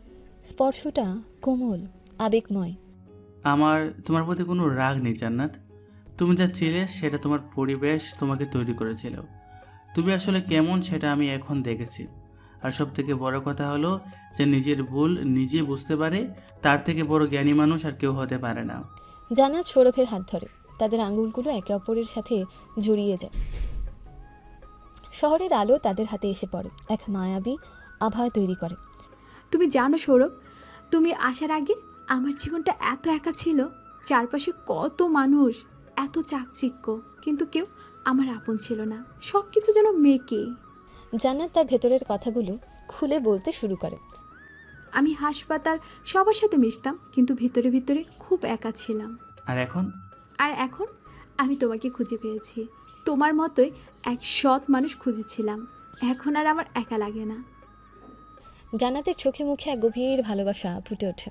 তারা দুজনে হাত ধরে দাঁড়িয়ে থাকে। রাতের আকাশ তাদের নীরব সাক্ষ্য দেয়। তাদের ভেতরের দূরত্ব ঘুচে গেছে, তৈরি হয়েছে এক গভীর মানসিক বন্ধন। হোটেলের কাছাকাছি একটা ছোট পার্ক। পরের দিন ভোরের আলো ফোটা রাখে। শহর তখনও জাগেনি পুরোপুরি। পার্কে কেউ নেই। সৌরভ আর জান্নাত পাশাপাশি হেঁটে যাচ্ছে। সৌরভের পরনে সাধারণ টি শার্ট আর জিন্স, জান্নাতের পরনে ক্যাজুয়াল পোশাক। তারা এখন হোটেলের দেয়াল ছেড়ে নিজেদের মতো করে সময় কাটাচ্ছে।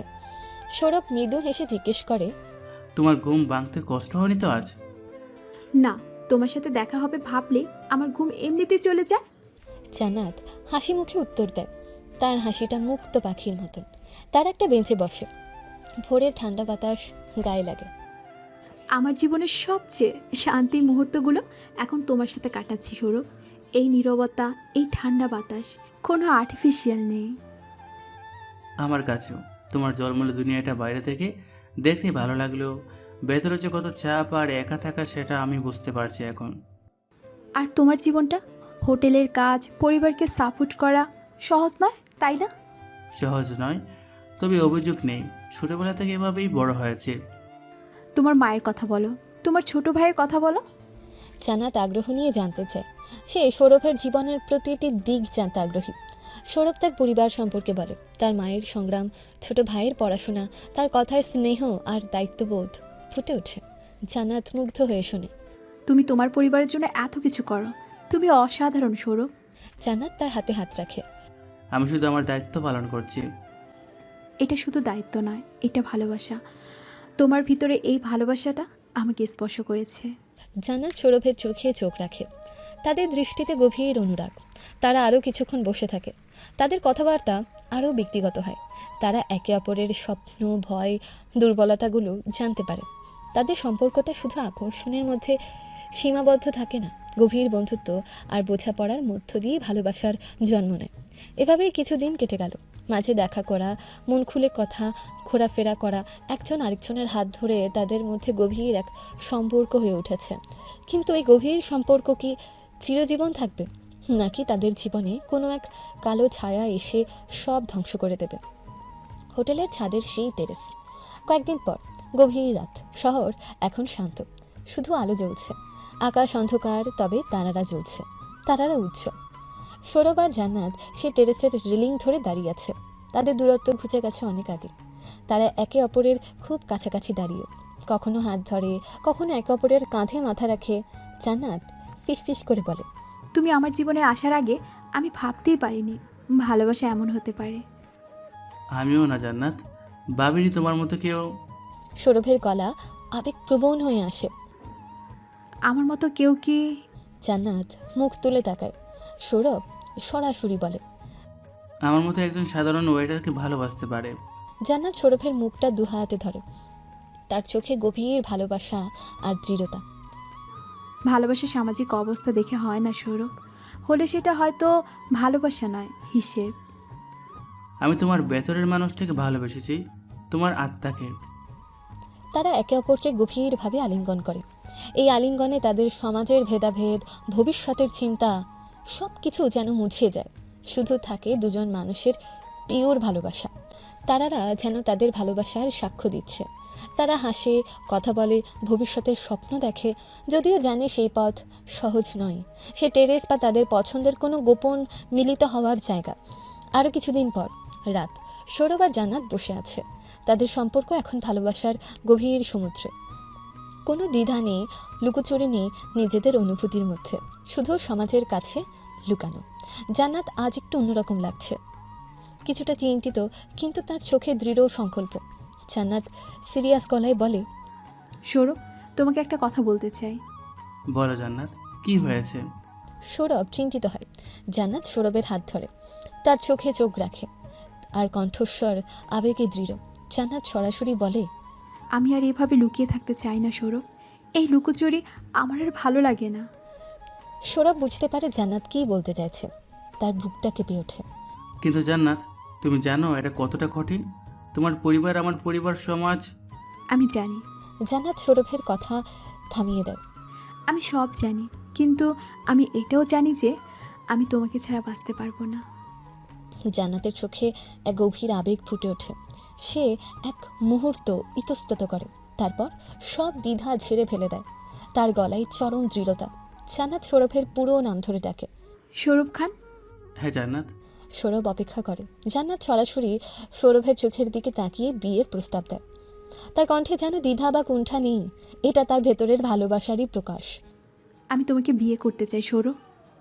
জান্নাত দৃঢ় গলায় বলে, তুমি কি আমাকে বিয়ে করবে? সৌরভ জান্নাতের কথা শুনে সম্পূর্ণ হতবাক হয়ে যায়। সে এমন কিছুর জন্য প্রস্তুত ছিল না। তার মনে ঝড় বয়ে যায়।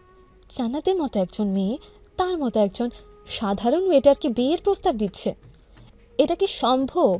সে জান্নাতের চোখের দিকে তাকিয়ে থাকে। সেই চোখে সে ভালোবাসা দেখতে পায়, বিশ্বাস দেখতে পায়, আর দেখতে পায় এক দৃঢ় সংকল্প। সমাজের কোনো বাধায় সে মানবে না। সৌরভের চোখে পানি চলে আসে, আনন্দের নাকি ভবিষ্যতের কঠিন পথের চিন্তায়। হয়তো দুটোরই মিশ্রণ। সে জান্নাতের হাত আরও শক্ত করে ধরে। তার মুখটা আবেগে পূর্ণ। সৌরভের গলা বুঝে আসে। জান্নাত, তুমি তুমি সত্যি বলছো? হ্যাঁ সৌরভ, আমি সত্যি বলছি। আমার জীবনের সবচেয়ে সত্যি কথাটা বলছি। আমি পাপাকে সব বুঝিয়ে বলবো। আশা করি তিনি আমার কথা ফেলবেন না। আর তোমাকে নিয়ে আমার সমস্ত বিজনেস সামনে এগিয়ে নিয়ে যাব। আর জানো, আমার ছোট ছোট কয়েকটা স্বপ্ন আছে, যেমন দুজন মিলে সুন্দর একটা সংসার করব। আর আমাদের এই ছোট্ট সংসারে ছোট নবাব বা নবাবজাদি আসবে। তাকে নিয়ে আমরা সারাদিন খেলা করব, ঘুরবো। ও যখন একটু বড় হবে, আমরা স্কুলে নিয়ে আবার স্কুল থেকে আনতে যাব, আর আমি ওকে নিজের হাতে টিফিন বানিয়ে দিব। কত সুন্দর হবে তখনকার দৃশ্যটা, তাই না? সৌরভ আর নিজেকে ধরে রাখতে পারে না। সে জান্নাতকে গভীরভাবে জড়িয়ে ধরে। হ্যাঁ জান্নাত, আমি তোমাকে বিয়ে করব। তোমার এই ছোট ছোট স্বপ্নগুলো পূর্ণ করব ইনশাল্লাহ। সৌরভ ফিসফিস করে বলে। তারা একে অপরকে জড়িয়ে ধরে। রাতের আকাশ, তারারা, শহরের আলো সব কিছু তাদের এই ভালোবাসার মুহূর্তের সাক্ষী হয়ে থাকে। তারা জানে পথটা সহজ হবে না, কিন্তু তারা একসাথে চলার সিদ্ধান্ত নিয়েছে। তাদের গভীর প্রেম তাদের সকল বাধা অতিক্রম করার শক্তি যোগাবে। এই বিশ্বাসে তারা ভবিষ্যতের দিকে পা বাড়ায়। কয়েকদিন পর একটা শুভ দিন বিকেলে, স্থান সেই 5 স্টার হোটেলের একটা বিশাল হলরুম। এটা আজ জমকালোভাবে সেজাচ্ছে বিয়ের অনুষ্ঠানের জন্য। দামি ফুল, আলোকসজ্জা সব মিলিয়ে এক রাজকীয় আয়োজন। হোটেলের কর্মীরা ব্যস্ত ফাইনাল টাচ দিতে। হলরুমের একপাশে বরপক্ষ এবং অন্য পাশে কনেপক্ষ বসেছে। কনেপক্ষের শাড়িতে জান্নাতের পরিবারের কিছু সদস্যকে দেখা যায়। তাদের মুখে তেমন হাসি নেই, এক ধরনের চাপা অসন্তুষ্টি আর অস্বস্তি ভাব স্পষ্ট। তাদের কাছে এই বিয়ে হয়তো মেনে নেওয়া কঠিন। বরপক্ষের শাড়িতে সৌরভের মা এবং তার ছোট ভাই রাজু বসে আছে। সৌরভের মা আনন্দিত, ছেলের বিয়ে হচ্ছে দেখে তার চোখে মুখে তৃপ্তি। পাশে বসে থাকা রাজুর মুখে অবশ্য তেমন আনন্দ নেই। সে গম্ভীর হয়ে চারপাশ দেখছে। তার চোখে মুখে এক ধরনের চাপা ঈর্ষা আর প্রশ্ন। কিভাবে সম্ভব হলো এই বিয়ে? হোটেলের স্টাফরা, বিশেষ করে যারা সৌরভের সহকর্মী ছিল, তারা একটু দূরে একটা নির্দিষ্ট জায়গায় দাঁড়িয়ে এই আয়োজন দেখছে। তাদের মুখে বিস্ময়, ফিসফিসানি আর আনন্দ মেশানো অভিব্যক্তি। বিশেষ হচ্ছে না রে, আমাদের সৌরভ, ওয়েটার সৌরভ আজ এই হোটেলের হলরুমে বিয়ে করছে। আর কাকে? সেই ভিআইপি গেস্ট মিস জান্নাত রহমানকে। একজন ওয়েটার ফিসফিস করে অন্যজনের কানে কানে বলে, আমার তো পুরো সিনেমার মতো লাগছে। ভাবা যায় কোটিপতির বেটি একজন সাধারণ ওয়েটারকে বিয়ে করছে, শুধু রূপকথাতেই সম্ভব। অন্যজন অবাক হয়ে বলে, কপাল কাকে বলে? কপাল খুলে গেছে একেবারে, আমরা এখনো ওয়েটারই রয়ে গেলাম। ধুত্তেরি, ওদের ভালোবাসা ছিল তাই হয়েছে। ভালোবাসা কি আর পয়সা থেকে হয় নাকি?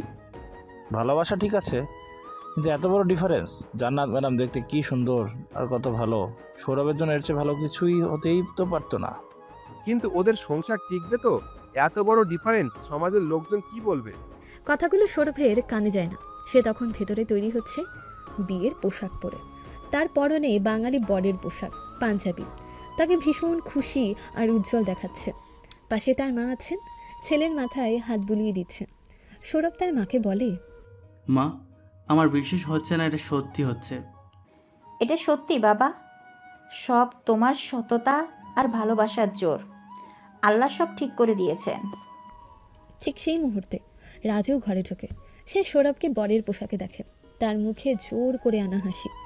রাজু বলে, তার গলার স্বরে খোঁচা স্পষ্ট, ভাইয়া তৈরি? আজ তো কপাল খুলে গেল একবারে। সৌরভ রাজুকে দেখে খুশি হয়। আয় রাজু, কেমন লাগছে আমাকে? তোমাকে দেখে মনে হচ্ছে রাজকীয় ব্যাপার। তার চোখ মুখে হিংসা খেলে যায়। তবে এই রাজকীয় ব্যাপার কতদিন টেকে কে জানে। সৌরভ রাজুর কথা গুরুত্ব দেয় না। সে খুশি মনে রাজুকে জড়িয়ে ধরে। আজ আর বাজে কথা বলিস না রাজু, আজ আমার জীবনের সেরা দিন। রাজু বিড়বিড় করে বলে, সেরা দিন নাকি শুরুর দিন সেটা সময় বলবে।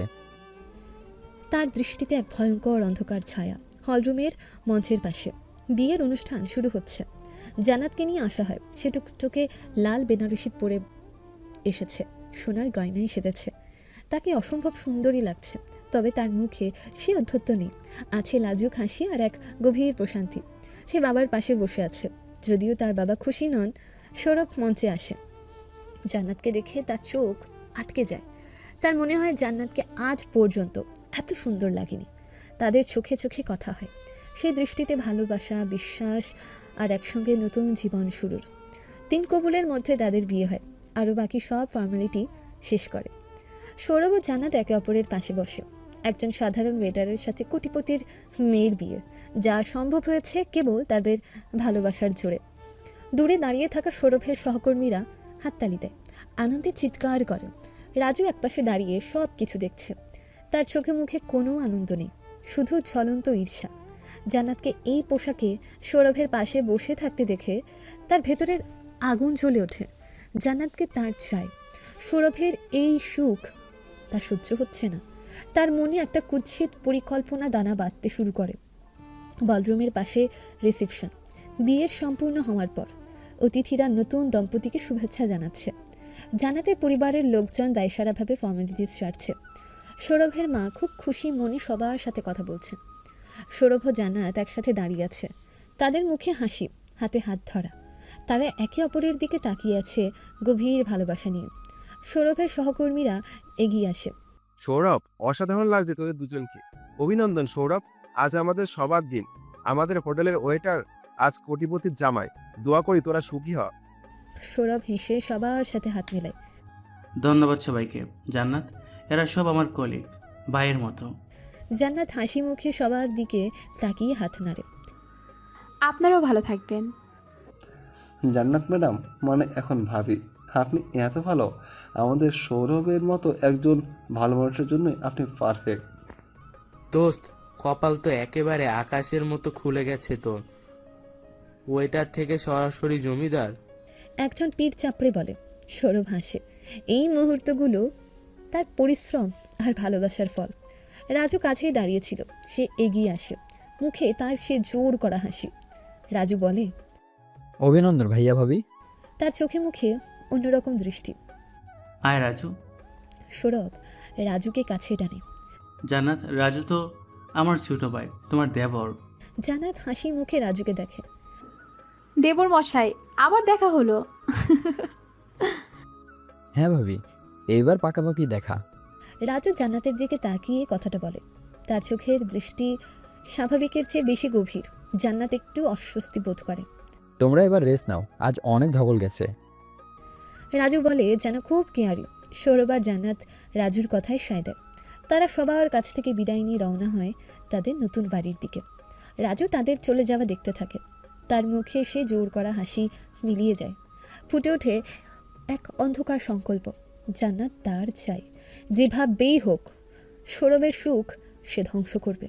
এই বিয়ের মাধ্যমে রাজুর ভেতরের হিংসা আর লোভ আরও তীব্র আকার ধারণ করে। সৌরভ ও জান্নাতের নতুন ভাড়া বাড়ি, বেডরুম, সেই রাত, বাসর ঘর। ঘরটা সুন্দর করে সাজানো হয়েছে। ফুল আর আলোয় ঘরটা স্নিগ্ধ। জান্নাত বধূর বেশে খাটের উপর বসে আছে, ঘুমটার আড়ালে তার লাজুক মুখ। সৌরভ ঘরে প্রবেশ করে, দরজা বন্ধ করে দেয়। তার হৃদয়ে আনন্দের ঢেউ। সে তার ভালোবাসার মানুষটাকে আজ নিজের করে পেয়েছে। সে ধীরে ধীরে জান্নাতের কাছে এগিয়ে আসে। জান্নাত ঘোমটার ভেতর থেকে সৌরভের দিকে তাকায়। তাদের চোখে চোখে মিলন হয়। সব কথা যেন দৃষ্টিতে বলা যায়। সে প্রথম দেখা হোটেলের অহংকারী গেস্ট আর সাধারণ ওয়েটার, আজ তারা স্বামী স্ত্রী। তাদের ভালোবাসার সকল বাধা অতিক্রম করেছে। সৌরভ জান্নাতের পাশে বসে। ধীরে ধীরে জান্নাতের ঘোমটা তুলে দেয়। জান্নাতের সুন্দর মুখটা লজ্জায় রুক্তি। সৌরভ আবেগ মাখা কণ্ঠে ডাকে, জান্নাত। জান্নাত সৌরভের দিকে তাকায়। তার চোখে গভীর ভালোবাসা আর নির্ভরতা। জান্নাত ফিসফিস করে বলে, আমার বিশ্বাস হচ্ছে না সৌরভ, এটা সত্যি। আমারও না জান্নাত, মনে হচ্ছে স্বপ্ন দেখছি। সৌরভ জান্নাতের হাত ধরে। তাদের আঙ্গুলগুলো একে অপরের সাথে মিশে যায়। জান্নাতের চোখে জল আসে। তুমি আমার জন্য এত কিছু করেছো, সমাজ পরিবারের বিরুদ্ধে গিয়ে আমাকে আপন করেছো। তুমি আমার জন্য তোমার জলমলে দুনিয়া ছেড়ে এসেছো জান্নাত। এই সাধারণ জীবনটা বেছে নিয়েছো। সৌরভের গলাও আবেগপ্রবণ হয়ে আসে। তুমি আমাকে শিখিয়েছো ভালোবাসা কাকে বলে। ভালোবাসা হয়তো শেখাতে হয় না সৌরভ, হয়ে যায়। তোমাকে দেখে আমার হয়ে গেছে। তারা একে অপরের কাছে আসে। সৌরভ আলতো করে জান্নাতের কপালে চুমু খায়, তারপর তার গালে, চোখে। তাদের স্পর্শে পবিত্র ভালোবাসা আর গভীর অনুরাগ। আমি তোমাকে শুধু ভালোবাসি সৌরভ। আমিও তোমাকে খুব ভালোবাসি জান্নাত, আমার জীবনের চেয়েও বেশি। তারা একে অপরকে গভীর আবেগে জড়িয়ে ধরে। এই আলিঙ্গনে তাদের ভালোবাসা পূর্ণতা পায়। সারা জীবনের জন্য তারা একে অপরের হয়ে যায়। বাসর ঘরের ফুল আর আলো তাদের ভালোবাসার এই পবিত্র মুহূর্তের সাক্ষী হয়ে থাকে। বাইরের পৃথিবীর সব কোলাহল থেমে যায়, শুধু থাকে দুজন হৃদয়ের স্পন্দন। কয়েক মাস পর একটা শান্ত বিকেল, শহরের একটু বাইরে একটা ছিমছাম পাড়ায় সৌরভ ও জান্নাতের নতুন ভাড়া বাড়ি। খুব বড় নয়, কিন্তু পরিপাটি এবং পরিচ্ছন্ন। জান্নাত তার অতীতের বিলাসবহুল জীবন ছেড়ে এই সাধারণ জীবনে মানিয়ে নিয়েছে এবং বেশ খুশি আছে বলে মনে হয়। ঘরটাকে সে নিজের হাতে সাজিয়েছে। ঘরের ভেতর সৌরভ ও জান্নাত একসাথে বসে আছে। জান্নাত হয়তো চা বানাচ্ছে, সৌরভ খবরের কাগজ পড়ছে অথবা অফিসের হিসাব দেখছে। তাদের মুখে হাসি, চোখে তৃপ্তি। এই ঘরটা তাদের ভালোবাসা আর শান্তির আশ্রয়। তাদের কথাবার্তায় দাম্পত্য জীবনের সহজ আনন্দ ফুটে ওঠে। জান্নাত এক কাপ চা সৌরভের হাতে দিয়ে বলে, এই চাটা খেয়ে দেখো তো কেমন হয়েছে। সৌরভ চায়ে চুমুক দিয়ে চোখ বন্ধ করে। অসাধারণ, তোমার হাতের চায়ের কাছে পৃথিবীর সব দামি রেস্টুরেন্টের চা ফেল। জান্নাত হেসে ওঠে। বেশি বাড়িয়ে বলো না। একদম সত্যি বলছি, বিশ্বাস হচ্ছে না আমার। তুমি এত সহজে এই জীবনটা আপন করে নিয়েছো। সৌরভ জান্নাতের হাত ধরে। তোমার কোনো কষ্ট হচ্ছে না তো জান্নাত, এই সাধারণ জীবন?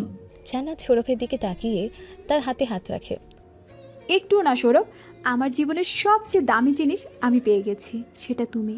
বাকি সব কিছুর মূল্য এর কাছে শূন্য। আগে আমার বিশাল বাড়ি ছিল, দামি গাড়ি ছিল, কিন্তু শান্তি ছিল না। এখন এই ছোট্ট ঘরে তোমার পাশে থেকে যে শান্তি পাই সেটা অমূল্য। সৌরভ জান্নাতকে কাছে টেনে নেয়। তাদের ভালোবাসার সময়ের সাথে আরও গভীর হচ্ছে। সৌরভ জিজ্ঞেস করে, তোমার পরিবার তারা মেনে নিয়েছে তো সবটা? জান্নাতের পরিবার তাদের বিয়েটা সহজভাবে মেনে নেয়নি, সেটা সৌরভ জানে। আমার বাবা মা হয়তো এখনও মেনে নিতে পারেনি পুরোপুরি, কিন্তু আমার কিচ্ছু যায় আসে না। আমি তোমাকে বেছে নিয়েছি। আমি জানি পথটা সহজ ছিল না, কিন্তু আমি চেষ্টা করব তোমাকে সব সুখ দেওয়ার। তুমি ইচ্ছে মতোই আমাকে পৃথিবীর সব সুখ দিয়ে দিয়েছো সৌরভ। তাদের এই সুখী মুহূর্তেই কলিং বেলের শব্দ হয়। সৌরভ দরজা খুলতে যায়। স্থান সৌরভের বাড়ির বাইরের দরজা। সৌরভ দরজা খুলে দেখে সামনে দাঁড়িয়ে আছে তার ছোট ভাই রাজু। রাজু দেখতে সুদর্শন, কিন্তু তার চোখে মুখে এক ধরনের অস্থিরতা আর চাতুর্য খেলা করে। পরনে তার সাধারণ পোশাক, তবে কিছুটা অগোছালো। রাজু বেকার, কাজে কর্মে মন নেই, সারাদিন আড্ডা মেরে বা এটা সেটা করে কাটায়। রাজু হাসি মুখে ভেতরে ঢোকে। তার হাসিটা অবশ্য ততটা স্বাভাবিক নয়। ভাইয়া কেমন আছো? আরে রাজু, আয় আয়, কবে এলি? সৌরভ রাজুকে দেখে খুশি হয়। ভাইয়ের প্রতি তার ভালোবাসা অকুণ্ঠ। এই তো ভাইয়া, কয়েকদিন হলো এসেছি, ভাবলাম তোমাদের সাথে দেখা করে যাই। রাজু ঘরে ঢোকে। জান্নাত ঘর থেকে বেরিয়ে আসে। জান্নাতের সৌন্দর্য, তার চালচলন সব কিছু রাজুর চোখে ধাঁধা লাগিয়ে দেয়। সে যেন পলক ফেলতে ভুলে যায়। বিয়ের দিন জান্নাতকে সে দেখেছিল, কিন্তু এত কাছ থেকে আজ দেখছে। তাদের সুখী দাম্পত্য জীবন তাকে দেখেনি। ভাবি কেমন আছেন? রাজুর মুখে প্রশস্ত হাসি ফুটে ওঠে। এই হাসিটা অবশ্য মুগ্ধতার চেয়ে প্রিডেটরি মনে হয়। জান্নাত রাজুকে দেখে। আরে দেবর মশাই, আসুন আসুন। ভালো আছি, আপনি কেমন আছেন? জান্নাত বিনীতভাবে সম্ভাষণ জানায়। রাজু জান্নাতের দিকে তাকিয়েই থাকে। তার চোখের দৃষ্টি স্বাভাবিকের চেয়ে বেশি গভীর। ভাবিকে দেখে তো মনে হচ্ছে খুব সুখী আছেন ভাই। রাজু সৌরভকে উদ্দেশ্য করে বলে, কিন্তু তার দৃষ্টি জান্নাতের উপর নিবদ্ধ। তার বলার ধরনে হিংসা স্পষ্ট, যদিও সৌরভ সেটা ধরতে পারে না। ভাগ্য করেছে ভাইয়া, এত বড় লোকের মেয়ের মতো একজন সাধারণ ওয়েটারকে বিয়ে করেছে, ভাবা যায় না। সৌরভ রাজুর কথায় একটু অস্বস্তি বোধ করে, কিন্তু সে রাজুর স্বভাব জানে। রাজু একটু ছড়ানো ছিটানো কথা বলে। সৌরভ হালকা ধমক দেয়। রাজু, কি বলছিস এসব? জান্নাতকে পরিচয় করিয়ে দেয়নি বিয়ের দিন? রাজু আজ প্রথমে বাড়িতে এসেছে, তুই আজ নতুন করে আবার পরিচয় করিয়ে দেয়। আমার ছোট ভাই রাজু, আর রাজু এ হলো জান্নাত, তোর ভাবি। পরিচিত হওয়ার জন্য পরিচয়ের দরকার নেই ভাইয়া, ভাবিকে দেখেই আমি মুগ্ধ। রাজু জান্নাতের দিকে তাকিয়েই কথাগুলো বলে। তার মুগ্ধতা স্বাভাবিক নয়, তার চেয়ে বেশি কিছু। জান্নাত একটু অস্বস্তি বোধ করে। বসুন দেবর মশাই। রাজু বসে। তার চোখ ঘরের চারপাশ দেখে। সাধারণ আসবাবপত্র, সাদামাটা জীবন। রাজুর মুখে তাচ্ছিল্যের হাসি ফোটে। জান্নাত এত বড় লোক হয়ে এরকম একটা জায়গায় থাকে, তার মানে সৌরভ নিশ্চয়ই জান্নাতের কাছ থেকে খুব বেশি সুবিধা আদায় করতে পারেনি। এই চিন্তাটা রাজুকে আরও অস্থির করে তোলে।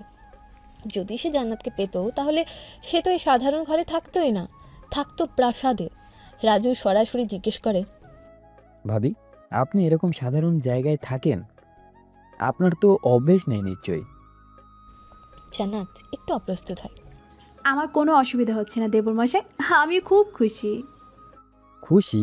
ভাইয়া আপনাকে খুশি রেখেছে?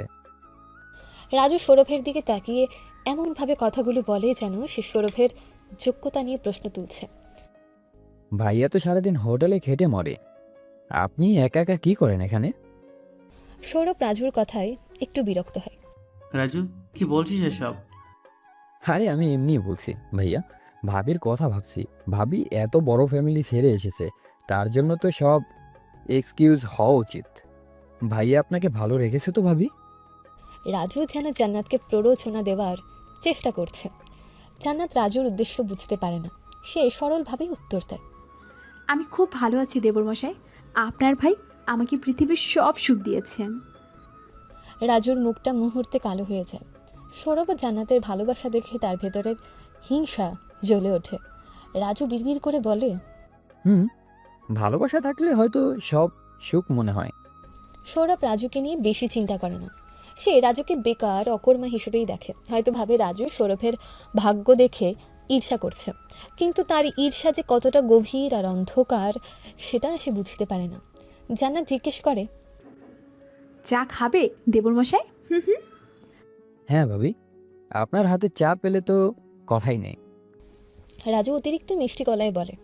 জান্নাত চা বানাতে যায়। রাজু তখন সৌরভের দিকে তাকিয়ে সরাসরি জিজ্ঞেস করে, ভাইয়া, ভাবির ফ্যামিলি কি তোমাদের মেনে নিয়েছে?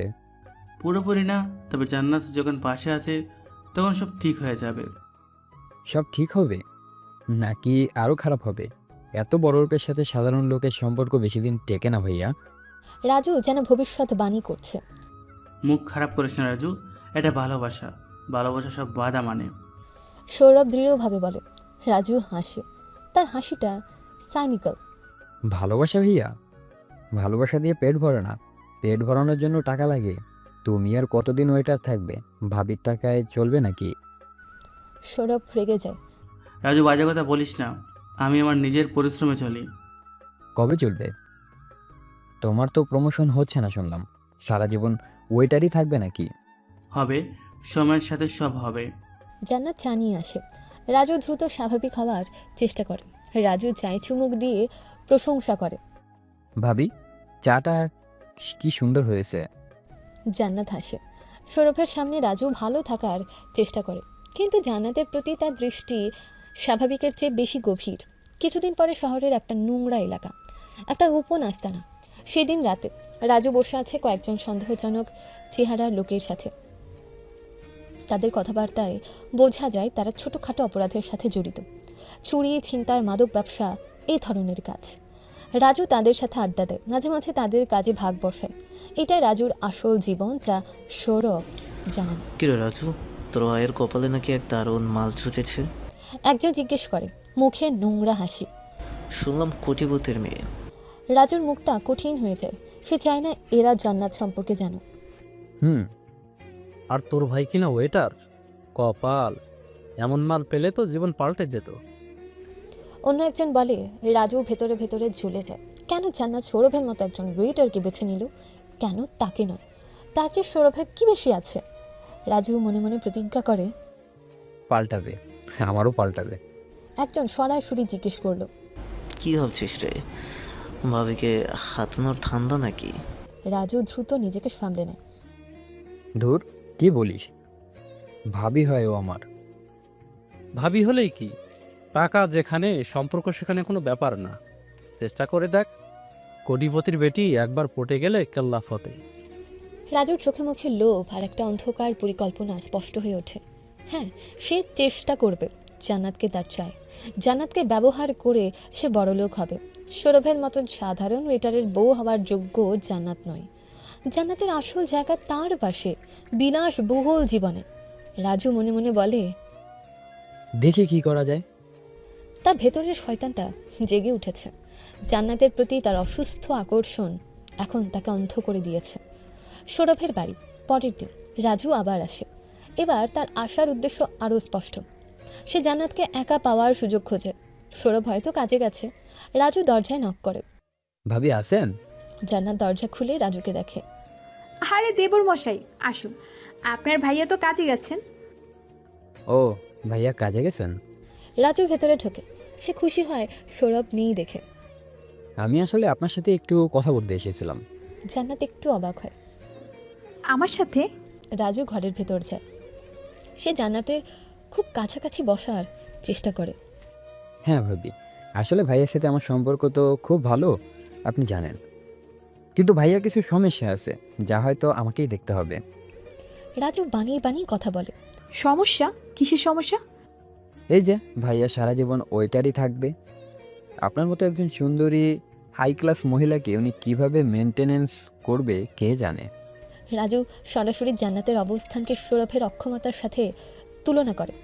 জান্নাত রাজুর কথায় বিরক্ত হয়। দেবরমশাই, এসব কি বলছেন? আপনার ভাইয়া খুব ভালো মানুষ, আমরা অনেক সুখী আছি। সুখে আছেন এখন, কিন্তু ভবিষ্যৎ দেখছেন?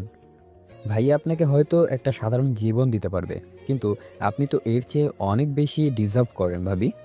রাজু জান্নাতের হাত ধরার চেষ্টা করে। জান্নাত দ্রুত হাত সরিয়ে নেয়। দেবরমশাই, আপনি সীমা ছাড়িয়ে যাচ্ছেন।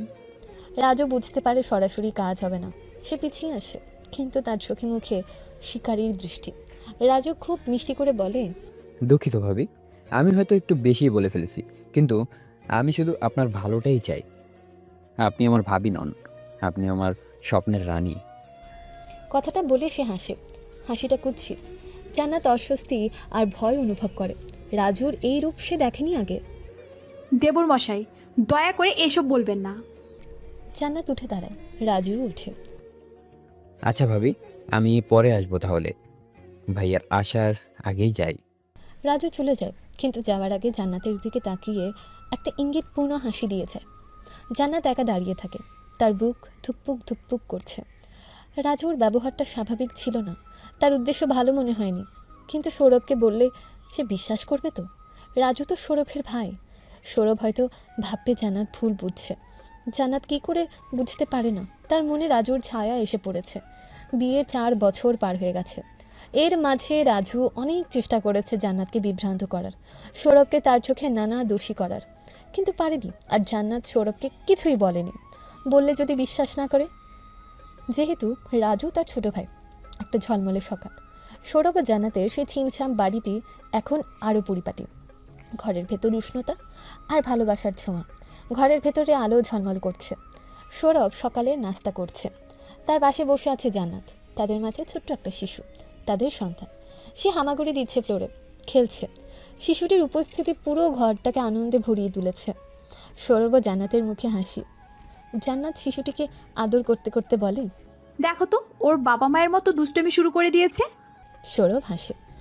আমার মতো নয়, তোমার মতো। তুমি ছোটবেলায় এর চেয়েও বেশি দুষ্ট ছিলে মনে হয়।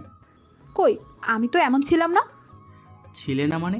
হোটেলের রিসেপশনে কি করেছিলে মনে আছে? সৌরভ মনে করিয়ে দেয়। জান্নাত হেসে ওঠে। ও, সেসব কথা মনে করিয়ে দিও না তো। তারা তাদের সন্তানকে নিয়ে কথা বলে। তারা ভবিষ্যতের স্বপ্ন দেখে। তাদের স্বপ্ন খুব বড় নয়, সন্তান যেন ভালো মানুষ হয়, পড়াশোনা শিখে সুস্থ থাকে, এটাই তাদের কাছে সব। ও যখন বড় হবে আমরা ওকে স্কুল থেকে আনতে যাব। আর আমি ওকে নিজের হাতে টিফিন বানিয়ে দেব। আর ও যখন দৌড়ে আসবে প্রথমে কার কাছে আসবে? জান্নাত হেসে ওঠে। আমার কাছে। মায়েদের কাছে বাচ্চারা আগে আসে। দেখি সেটা। সৌরভ হাসি মুখে চ্যালেঞ্জ জানায়। তাদের এই সহজ ছোট্ট স্বপ্নগুলোই তাদের জীবনের মূল চালিকা শক্তি। সন্তানের আগমন তাদের সম্পর্ককে আরও মজবুত করেছে। জান্নাত তার অতীতের বিলাসবহুল জীবন সম্পূর্ণ ভুলে গিয়ে এই সাধারণ জীবন আর ছোট্ট সংসারে সুখ খুঁজে পেয়েছে। এই সুখী দৃশ্যের মাঝে হঠাৎ কলিং বেলের শব্দ। সৌরভ দরজা খুলে দেখে বাইরে দাঁড়িয়ে আছে রাজু। তার মুখে সেই চেনা হাসি, তবে চোখ দেখে বোঝা যায় তার ভেতরে কী চলছে। রাজু আগের মতোই বেকার, কাজকর্ম নেই, কিন্তু তার সাজ পোশাকে হয়তো একটু পরিবর্তন এসেছে, যেন সে নিজেকে একটু প্রতিষ্ঠিত দেখানোর চেষ্টা করছে। সে একা আসেনি, হয়তো তার পরিচিত একজন লোক একটু দূরে দাঁড়িয়ে অপেক্ষা করছে, যা সৌরভের নজরে আসে না। ভাইয়া, ভাবি কেমন আছে? রাজু ঘরে ঢোকে। হাই রাজু, আমরা খুব ভালো আছি, তুই কেমন আছিস? সৌরভ খুশি হয় ভাইকে দেখে। ভাইয়ের প্রতি তার ভালোবাসা আজও অটুট। রাজু ঘরে প্রবেশ করে। তার চোখে প্রথমে জান্নাতকে খোঁজে, তারপর শিশুটিকে দেখে। শিশুটিকে দেখে তার মুখে একটা কৃত্রিম হাসি ফোটে। আরে, ছোট্টটা কত বড় হয়ে গেছে, কি কিউট। রাজু শিশুটির দিকে এগিয়ে যায়, তবে খুব সাবধানে। শিশুদের প্রতি তার কোনো স্বাভাবিক টান নেই। জান্নাত শিশুটিকে কোলে নিয়ে এগিয়ে আসে। আসুন দেবরমশাই, বসুন। রাজু বসে, তার দৃষ্টি জান্নাতের উপর নিবদ্ধ। জান্নাতকে এই সাধারণ পোশাকে মা হিসেবে দেখে তার ভেতরে অন্যরকম অনুভূতি হয়, আকর্ষণ, ঈর্ষা এবং জান্নাতকে এই জীবন থেকে বের করে নিয়ে যাওয়ার তীব্র বাসনা।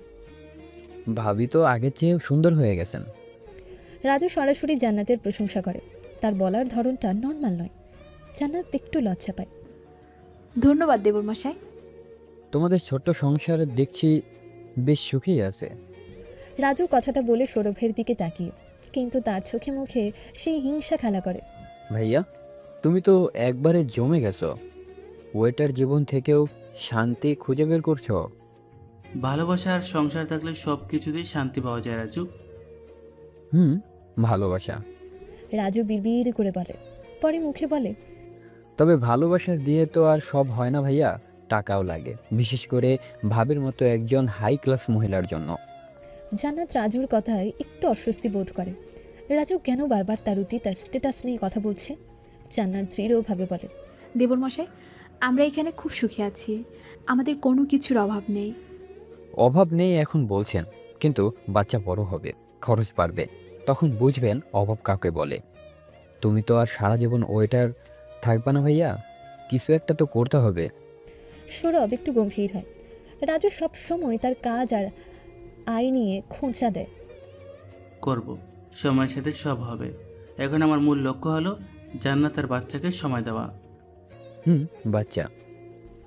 রাজু শিশুটির দিকে তাকায়। তার চোখে মুখে শিশুটির প্রতি কোনো মায়া নেই। শিশুটি জান্নাতের জীবনের কেন্দ্রবিন্দু, এবং এটাই রাজুর ঈর্ষা আর একটা কারণ। শিশুটি জান্নাতকে তার কাছ থেকে আরো দূরে সরিয়ে দিয়েছে। ভাবি, বাচ্চাটার নাম কি রেখেছেন? জান্নাত সন্তানের নাম বলে। রাজু নামটা শুনে একটা কমেন্ট করে, যা হয়তো তেমন শ্রুতিমধুর নয়, কিন্তু সে প্রকাশ করে না। আর কিছুক্ষণ সাধারণ কথাবার্তা বলে। রাজু জান্নাতের জীবনের খুঁটিনাটি জানার চেষ্টা করে। জান্নাত কী করে, কারা আসে যায়, তার পরিবার থেকে যোগাযোগ আছে কি না, সব কিছু জানতে চায়। জান্নাত সরল বিশ্বাসী উত্তর দেয়। রাজু চলে যাওয়ার আগে জান্নাতের দিকে তাকিয়ে আবার সে বিশেষ দৃষ্টিতে তাকায়। জান্নাতের মনে হয় রাজু তাকে কিছু বোঝাতে চাইছে বা তাকে কোনো বার্তা দিতে চাইছে, কিন্তু সে বুঝতে পারে না কি সেটা। আসি ভাবি, ভালো থাকবেন। আপনিও ভালো থাকবেন দেবরমশাই। রাজু বেরিয়ে যায়। সৌরভ দরজা বন্ধ করে দেয়। জান্নাত সৌরভকে জিজ্ঞেস করে, রাজু আজকাল বড্ড বেশি খোঁচা দিয়ে কথা বলে, তাই না? ও স্বভাবই ওরকম, বেকার তো, তাই হয়তো ফ্রাস্ট্রেশনে ভোগে। সৌরভ হালকা ভাবে নেয়। সে রাজুর মনের ভেতরের অন্ধকারটা আঁচ করতে পারে না। জান্নাত বলে, কে জানে, আমার কেমন যেন অস্বস্তি লাগে ওর সাথে কথা বললে। বাদ দাও তো, চলো বাচ্চাটার সাথে খেলি। সৌরভ জান্নাতের চিন্তা অন্যদিকে ঘুরিয়ে দেয়। এদিকে শহরের একটা নির্জন রাজুর গোপন আস্তানা। সেদিন বিকেলে রাজু তার কয়েকজন গ্যাংস্টার পরিচিতির সাথে বসে আছে। তাদের সামনে কিছু কাগজপত্র ছড়ানো। তাদের কথাবার্তায় একটা গোপন পরিকল্পনার আভাস পাওয়া যায়। একজন গ্যাংস্টার জিজ্ঞেস করে, সব খবর নিয়েছিস তো রাজু? হ্যাঁ ভাই, ভাবি প্রায় একাই থাকে দিনের বেলা, দাদা কাজে চলে যায়, বাচ্চা আর কাজের লোক ছাড়া আর কেউ থাকে না। রাজু উত্তর দেয়। তার মুখে তখন কোনো হাসি নেই, আছে কঠিন সংকল্প। মালপানি কেমন আছে শুনলি? ওদের সাধারণ জীবন, তাতে কি? ভাবির কাছে বাবার অনেক প্রপার্টির খবর আছে শুনেছি। ওদের দুর্বলতা হলো বাচ্চাটা। রাজুর চোখে মুখে শয়তানি খেলে যায়। বাচ্চাটাকে ব্যবহার করলে ভাবি আমার হাতে আসবেই। কিন্তু তোর নিজের ভাবি আর ভাই? অন্য একজন ইতস্তত করে। রাজু হিংস্রভাবে হাসে। সম্পর্ক সব টাকা, ভাবিকে আমার চাই, আর ভাবির টাকাও আমার চাই। আর ভাইয়া, ও আমার পথের কাঁটা, ওকে সরাতে হবে। গ্যাংস্টাররা রাজুর এই পরিকল্পনা শুনে কিছুটা অবাক হয়, তবে তাদের চোখে মুখে লোভ ফুটে ওঠে। ঠিক আছে, তাহলে প্ল্যান ফাইনাল কর, কবে কাজটা করবি? রাজু ম্যাপের দিকে তাকিয়ে আঙুল দিয়ে একটা জায়গা দেখায়। আগে ভাবিকে আমার কথা শুনতে বাধ্য করব, যদি না শোনে তাহলে। রাজুর মুখে একটা কুৎসিত হাসি ফুটে ওঠে। সে জান্নাতকে পাওয়ার জন্য এবং বড়লোক হওয়ার জন্য যে কোনো কিছু করতে প্রস্তুত। তার অসুস্থ অবসেশন এখন চরম আকার ধারণ করেছে। এদিকে সৌরভের বাড়ি। রাতের খাবারের পর সৌরভ আর জান্নাত তাদের সন্তানকে ঘুম পাড়িয়ে নিজেদের রুমে বসে আছে। তারা একে অপরের হাত ধরে। আমাদের ছোট্ট সংসারটা খুব সুন্দর, তাই না সৌরভ? পৃথিবীর সবচেয়ে সুন্দর। আমি কখনো ভাবিনি এত সুখী হতে পারবো। আমাদের বাচ্চাটা যখন বড় হবে, ওর জন্য আমরা অনেক কিছু করব। তারা সন্তানের ভবিষ্যৎ নিয়ে আরও অনেক স্বপ্ন দেখে। আমি খুব ভাগ্যবান জান্নাত, তোমাকে আর আমাদের বাচ্চাকে পেয়ে। সৌরভ জান্নাতকে কাছে টেনে নেয়। আমরা একসাথে আছি, এটাই আসল। একসাথে থাকলে আমরা সব সমস্যা পার করতে পারবো। জান্নাত আশাবাদী গলায় বলে, কিন্তু তারা জানে না তাদের এই ছোট্ট সুখী সংসারের উপরে এক কালো ছায়া এসে পড়েছে। তাদের সবচেয়ে কাছের মানুষটি তাদের সবচেয়ে বড় শত্রু হয়ে উঠেছে। রাজুর অশুভ দৃষ্টি তাদের উপর নিবদ্ধ, আর সে তার কুটিল পরিকল্পনা বাস্তবায়নের জন্য প্রস্তুতি নিচ্ছে। কয়েকদিন পর সকাল, সৌরভ ও জান্নাতের বাড়ি। জান্নাত ঘরের কাজ করছে, শিশুটি অন্য ঘরে ঘুমাচ্ছে। জান্নাত ঘর গোছাচ্ছে, আসবাবপত্র মুছতে মুছতে সে সোফা নিচ থেকে একটা ছোট্ট নোটবুক খুঁজে পায়। খাতাটা সম্ভবত রাজুর, সে হয়তো আগের দিন এসে ভুলে ফেলে গেছে। জান্নাত খাতাটা হাতে নেয়, ভাবে রাজু এলে ফেরত দেবে। খাতাটার উপর থেকে কয়েকটা পাতা বেরিয়ে আছে। জান্নাত পাতাগুলো ঠিক করতে গিয়ে ভেতরে কিছু লেখা দেখে। লেখার ধরন স্বাভাবিক নয়, কিছু সাংকেতিক শব্দ, কিছু জায়গার নাম, টাকার অঙ্ক এবং কিছু মানুষের নাম লেখা আছে। জান্নাত কৌতূহল নিয়ে আরও ভেতরে দেখে। সে কিছু ছবি খুঁজে পায়। রাজুর সাথে কিছু ভয়ঙ্কর চেহারার লোক দাঁড়িয়ে আছে, তাদের হাতে অস্ত্র দেখা যাচ্ছে। অন্য একটা ছবিতে কিছু জায়গা বা বিল্ডিংয়ের ছবি, যা সম্ভবত তাদের টার্গেট। জান্নাত পাতা উল্টাতে থাকে। সে কিছু পরিকল্পনা সম্পর্কে পড়তে পারে, যা স্পষ্টতই কোনো অপরাধমূলক কাজের পরিকল্পনা। জান্নাত খাতাটা হাতে নিয়ে স্থির দাঁড়িয়ে রয়। তার মুখ ফ্যাকাশে হয়ে যায়। এই লেখাগুলো, ছবিগুলো, এগুলো তার দেব রাজুর। সে বিশ্বাস করতে পারে না রাজু যে ছোটোখাটো অপরাধের সাথে জড়িত হতে পারে, সেটা সে হয়তো আন্দাজ করেছিল, কিন্তু এত বড় গ্যাংয়ের সাথে জড়িত, এত ভয়ঙ্কর সব পরিকল্পনা, এটা সে কল্পনাও করেনি। তার মনে পড়ে রাজুর অদ্ভুত ব্যবহার, জান্নাতকে নিয়ে ওর অতিরিক্ত আগ্রহ, সৌরভের প্রতি তার ঈর্ষা, সব কিছু মিলে যেতে থাকে। রাজু শুধু একজন বেকার বা অপরাধী নয়, সে একটা বড় মাফিয়া গ্যাংয়ের সদস্য। তার ভেতরে ভয় দানা বাঁধে। এই গ্যাং নিশ্চয়ই খুব বিপজ্জনক। রাজু কেন এর সাথে জড়িত? তাদের পরিকল্পনা কি? জান্নাত দ্রুত খাতাটা লুকানোর চেষ্টা করে। তার হাত কাঁপছে। সে বুঝতে পারে এটা খুবই গোপন এবং বিপজ্জনক কিছু। এই তথ্য সৌরভের জানা দরকার। সৌরভ রাজুকে বিশ্বাস করে, কিন্তু রাজু কি ভয়ঙ্কর খেলায় মেতেছে তা সৌরভ জানে না। সেই দিন দুপুরে সৌরভের কর্মস্থল হোটেল। সৌরভ কাজে খুব ব্যস্ত। লাঞ্চের রাশ আবার চলছে। সে এক টেবিল থেকে অন্য টেবিলে ছুটছে, অর্ডার নিচ্ছে, খাবার সার্ভ করছে। তার মোবাইল ফোন পকেটে সাইলেন্ট করা আছে। জান্নাত শিশুটিকে ঘুম পাড়িয়ে অস্থিরভাবে পায়চারি করছে। রাজুর খাতাটা তার হাতে। সে সৌরভকে ফোন করার চেষ্টা করে। জান্নাত ভাবে সৌরভকে এক্ষুনি সব বলতে হবে। সে ফোন হাতে নেয়, সৌরভের নাম্বারে ডায়াল করে। রিং হতে থাকে, কিন্তু কেউ ফোন ধরে না। সৌরভ ফোন ধরছে না কেন? জান্নাত আরও অস্থির হয়ে ওঠে। সে আবার ডায়াল করে, একই ফল। ফোন বেজেই যায়, কেউ ধরে না। সে একটা মেসেজ লেখার চেষ্টা করে। কি লিখবে? তাড়াতাড়ি বাসায় আসো, জরুরি কথা আছে। নাকি সরাসরি রাজু একজন গ্যাংস্টার? জান্নাত দ্বিধা করে। এত বড় কথা মেসেজে লেখা ঠিক হবে না। সৌরভ হয়তো বুঝতেও পারবে না। সামনাসামনি কথা বলাই ভালো। সে ভয়ে ভয়ে জানালার বাইরে তাকায়। রাজু বা তার গ্যাংয়ের কেউ তাকে দেখে ফেলেনি তো? রাজু কি বুঝতে পারবে যে সে খাতাটা খুঁজে পেয়েছে? তার মনে আতঙ্ক বাড়ছে। রাজুর সে অশুভ দৃষ্টি, তার অদ্ভুত কথাগুলো, সব মনে পড়ছে জান্নাতের। এই লোকটা তার আপন দেবর হলেও কতটা বিপজ্জনক হতে পারে সেটা বুঝতে পারছে জান্নাত। সে খাতাটা শক্ত করে ধরে। শিশুটি পাশের ঘরে ঘুমাচ্ছে।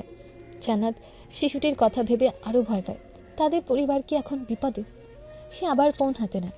সৌরভকে আবারও ফোন করার চেষ্টা করে। ঠিক তখনই দরজায় কড়া নাড়ার শব্দ হয়। জান্নাত চমকে ওঠে। কে হতে পারে? সৌরভ তো এই সময় আসবে না। রাজু? নাকি রাজুর গ্যাংয়ের কেউ? তার হাত থেকে ফোনটা পড়ে যায়। মেঝেতে পড়ে যায় রাজুর খাতাটিও। জান্নাত ভয়ে জমে যায়। দরজায় আবারও কড়া নাড়ার শব্দ, এবার আরও জোরে। জান্নাতের চোখে মুখে চরম আতঙ্ক। সে বুঝতে পারে বিপদ খুব কাছে, কিন্তু এই তথ্য সে সৌরভকে জানানোর আগেই। জান্নাত দরজার দিকে তাকিয়ে আছে। তার চোখে মুখে চরম আতঙ্ক। দরজায় কড়া নাড়ার শব্দ এবার ধাক্কায় পরিণত হয়। কাঠের দরজাটা ভেঙে পড়ার উপক্রম। জান্নাত দ্রুত পেছনে সরে যায়। তার হাতে তখনও রাজুর খাতাটা ধরা। সে বুঝতে পারে পালানোর কোনো উপায় নেই। তার মন শুধু শিশুটির জন্য কাঁপে।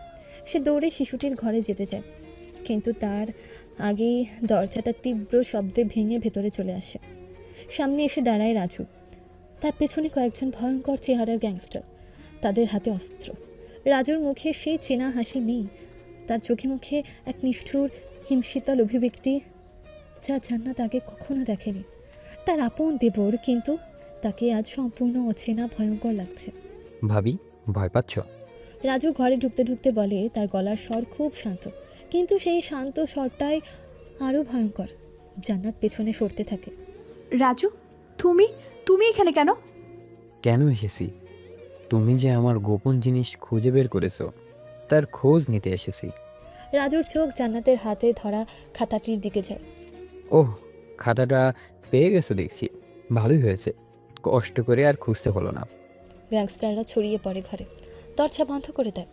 জান্নাত বুঝতে পারে সে ফাঁদে পড়েছে। রাজু, এসব কি করছিস? এটা তোর ভাইয়ের বাড়ি। জান্নাত প্রতিবাদ করে, তার কণ্ঠ ভয়ে কাঁপছে।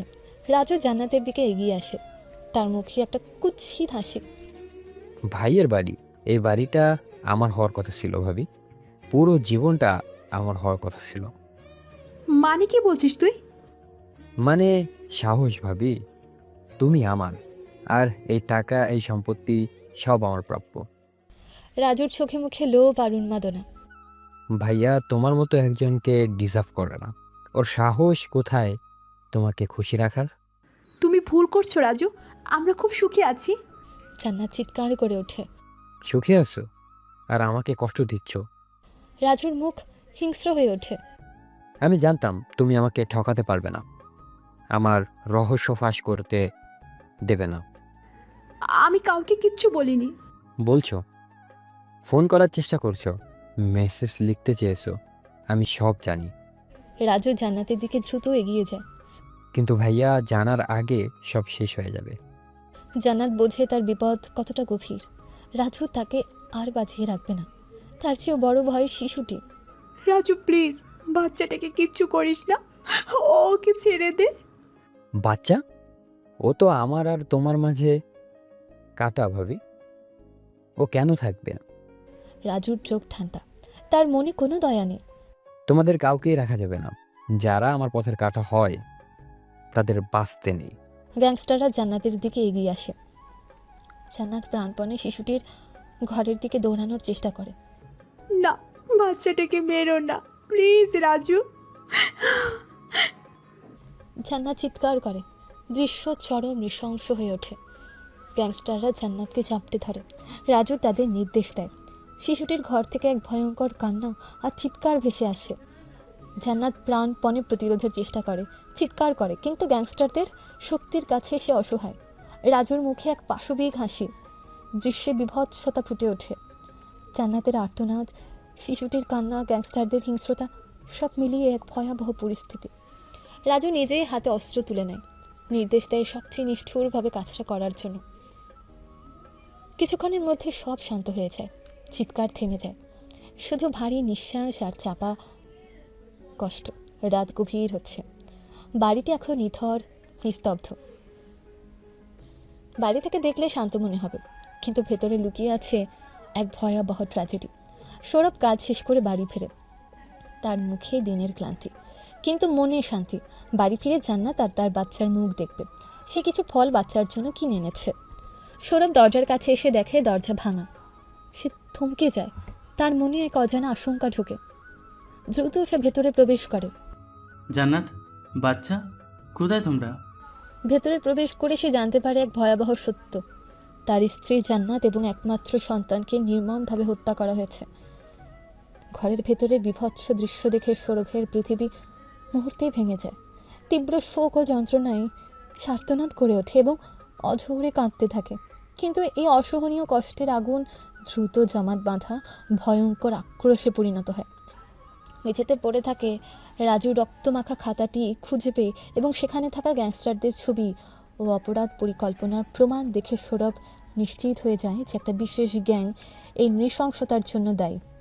রাজুর ওই গ্যাংয়ের সাথে জড়িত থাকার বিষয়টি তার কাছে স্পষ্ট হলেও নিজের ভাই এমন ভয়ঙ্কর হত্যাকাণ্ডে সরাসরি জড়িত থাকতে পারে এটা তার সরল মন তখনও বিশ্বাস করে না। তার মনে কেবল একটাই লক্ষ্য স্থির হয়, যারা তার ভালোবাসার মানুষগুলোকে কেড়ে নিয়েছে সেই গ্যাংটাকে খুঁজে বের করে নির্মম প্রতিশোধ নেওয়া। নিজের সাধারণ জীবন এবং ভালোবাসার সব স্মৃতি পেছনে ফেলে প্রতিশোধের তীব্র নেশায় অন্ধ হয়ে সৌরভ সেই রাতেই অপরাধ জগতের অন্ধকারে পা রাখে। রাজুর খাতা থেকে পাওয়া সূত্র ধরে সে শহরের নিকৃষ্টতম এলাকাগুলোতে ঘুরতে শুরু করে। গ্যাংস্টারদের কাছ থেকে সেই গ্যাং সম্পর্কে তথ্য বের করার চেষ্টা করে। এই নতুন জগতে তাকে শুরুতে চরম অপমান, বাধা এবং সহিংসতার সম্মুখীন হতে হয়, কিন্তু তার ভেতরের প্রতিশোধের আগুন তাকে থামতে দেয় না।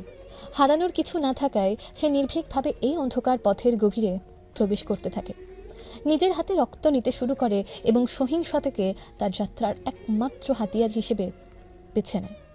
কি চাস তুই? এখানে কি করিস?